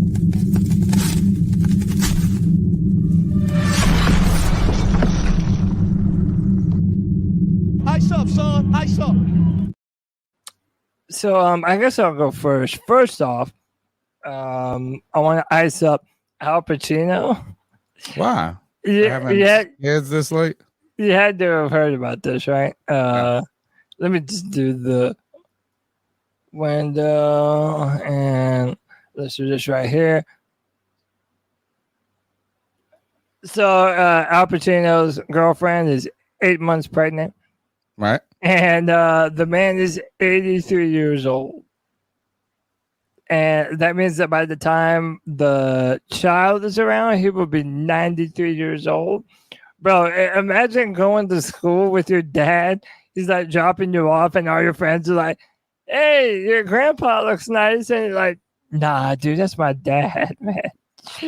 That is he ain't going to be around to be dropping him off at school, my dude. Oh, shit. Number two, I'll get to this one in a sec. I call this one just white boys doing white boy shit. Oh, God. Oh no! Yeah, no! Oh no! Like, why? What did you think was gonna happen, stupid? I have questions. All right, my number one question is: did both of them run into that willingly, or did this guy who ran to jump through the fire to be like, do stupid white boy shit, get unexpectedly pile drive by somebody who thought it would be funny to meet him head on? Did both of them run intentionally? One run intentionally. What a fucking dumb move if both ran, and what a dick move if somebody goes, you know what, let me fuck this guy's trick up and power bomb him into a bonfire. Yeah, that's. Can we watch it one more time? Yeah. I don't think he looked surprised. That other guy did. Look at him. He had his hands up and he got hit in the stomach. Yeah, like he was don't look midair. like he was trying to meet somebody at a football pose. You know how if you're on one side of the fire, sometimes you can't see the other side? That might have been what had happened. They were here, simultaneous idiots. Yeah, they just happened to be dumb. Wow. That dude's panic level went just ridiculously Dude, his high. life went to terrible. Well, hey, listen, you never know how quick he got out of the fire. It looks like they did all rush to try to help pretty quickly. So hopefully that got him out before he got any major issues. This guy told me once I worked with, he said that when he was about a generation ahead of me. He said that they were all out. And we used to party like this back before the internet. Like you would always go and sit around a big bonfire and drink beer. It felt like you were in a Dazed and Confused movie or something. But he said that this one time, and who knows if these people are exaggerating the stories, but Right. that they were out in the country doing that shit, and they had a fire burning in a barrel, like one of those big 55-gallon drum barrels like that. I can't ever find. I want a burn barrel. Seems like they're everywhere where poor people live in the city. Mm-hmm. But he said that they had a big fire in one of those, and this dude was tripping acid and ran balling, like tripping, and went up and tried to pick the barrel up. Oh, what a dumbass. And he said you could see the handprints on the barrel when the fire was gone. That's left over. Those are John's hands. Yeah, you can see his palms. Right. And I was like, and so that's kind of what that makes me think of is dumb white boy shit. What is this one? Yeah. This one is like, why was this car parked where it was? Or this truck rather, because that some disastrous shit's gonna happen. So they're cleaning up a wreck. You see the truck right here. This one. Yeah, you see the truck right here. God, it's bro. like this car. They're trying to pull it up onto the truck, I guess. But if you notice, the truck is on the road. I'll just let it play.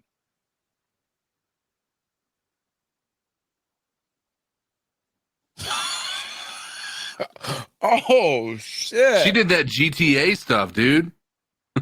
Did she hit on the wheels at the end? She's flat now. Yeah, she's upright. Dude, but that to me, nobody put no cones out. Why? Yeah, why would you cones out, motherfuckers? Yeah, why is there no one warning people about this giant fucking?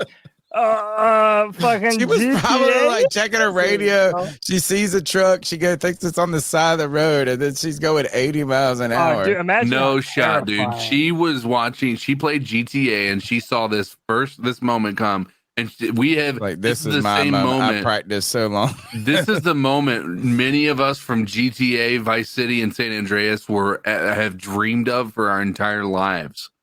Unfortunately, it looks like it ended in a pretty disastrous way. God damn. So to all those people, ice up. I don't got one. I mean, I do have one. My ice up pick we already talked about for whatever amount of minutes was the stupid ass Jack Jones dude. That's my ice up. Right.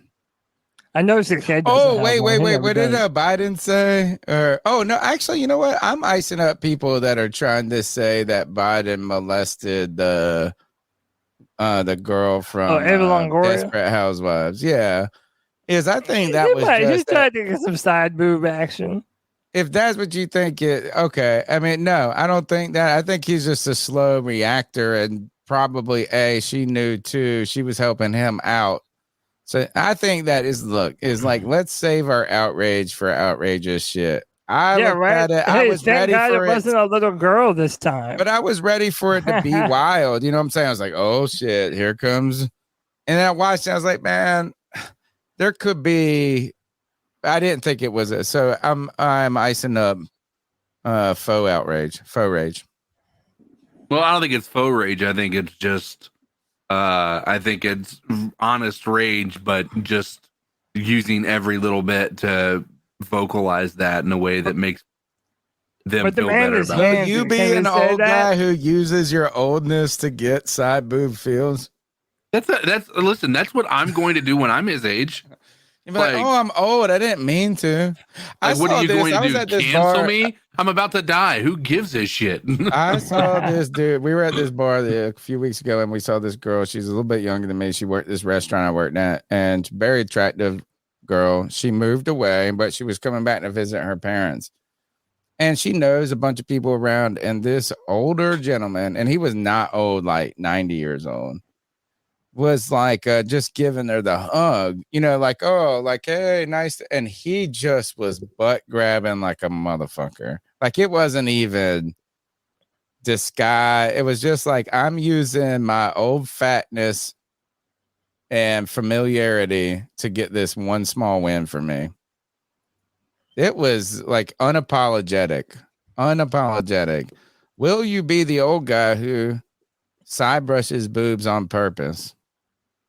Like what's his face's dad in the stands with his son's girlfriend? I can't even remember who it was. Yeah. All right. Ice up to faux rage. I actually would say if that girl should have been outraged that he was doing that, but she was just like, man, you know what? She probably said to herself, "As this happens to me every day." Anyway, next. It could have been worse. It could have been another little girl that he was sniffing her hair or some creepo shit. Like I didn't think it was that bad, and I like Eva Longoria too. Yeah, I just didn't think it was that bad. I mean, maybe it was. Maybe. What did you think it was intentional? I mean, I think he's a handsy dude. Okay. Like I think he likes to get close to. He likes to hug real close. Rub You all ever up met a on close talker?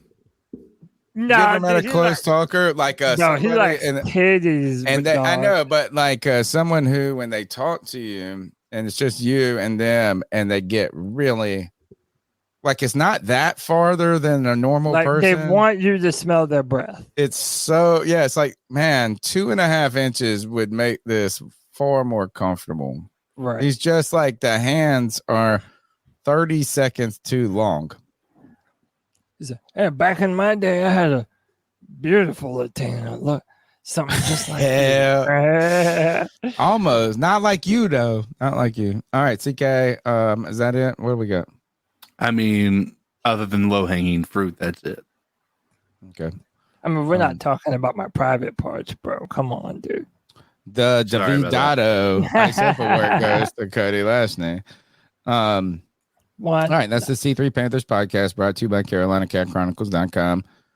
Longest running Panthers podcast out there. And the fact is that, look, we had a cool time, or I had a cool time hanging out with Mike K yesterday, who's a beat writer for the Charlotte Observer. When I direct messaged him on Twitter, Cody, I had already talked to him in 2017 when he was covering the Jags and came on the show. Oh, wow, cool. Yeah, so like his small world. Longest running Panthers podcast, literally the longest running show. We got a lot of cool stuff coming out for you guys. Thank you so much for your time, your attention, and just continue to grow. Check out, give me like every tweet, every share, all those things, those small things, those wins, because this is our year. This is the year of C3. Tony Dunn. Follow me on Twitter at @cat_chronicles. Cody Lack. Yeah, follow me on Twitter at Cody Lack, CODYLAC, every Friday at 7 p.m. for the Friday Free for All, where you can be a part of the show. We had the last 2 weeks off, but we're still doing a Brace debate every Monday at 10:30 here on the channel and on Tobacco Sports Road with Desmond Johnson and Monty. And that's it for me, boys. I ain't got shit else to say. CK. Oh, he's frozen in time. Is he frozen in time? I believe so. He's the voice that makes him moist. Follow him on Twitter at @Codizzle_Allen. I need a couple of things from you guys. Is number one, I need someone who has a good personality, which I'm sure everybody listening does, who loves Seinfeld. I got like some podcasting aspirations. I need somebody to talk about life with me. So I want to branch out. So if anybody is a big Seinfeld fan, I got some ideas if something you want to commit to. Also, CarolinaCatChronicles.com. You can write and get your voice in there. Check out our work. Subscribe to us. Give us 5 stars on iTunes, TuneIn, Stitcher, wherever you get your podcast. Cody Lack, take us out of here. Yeah, CK said his PC updated on him. All good. So, yep. All right. Hey, C3 family, you know we love you. Until next time, you know what we're going to do? Keep pounding.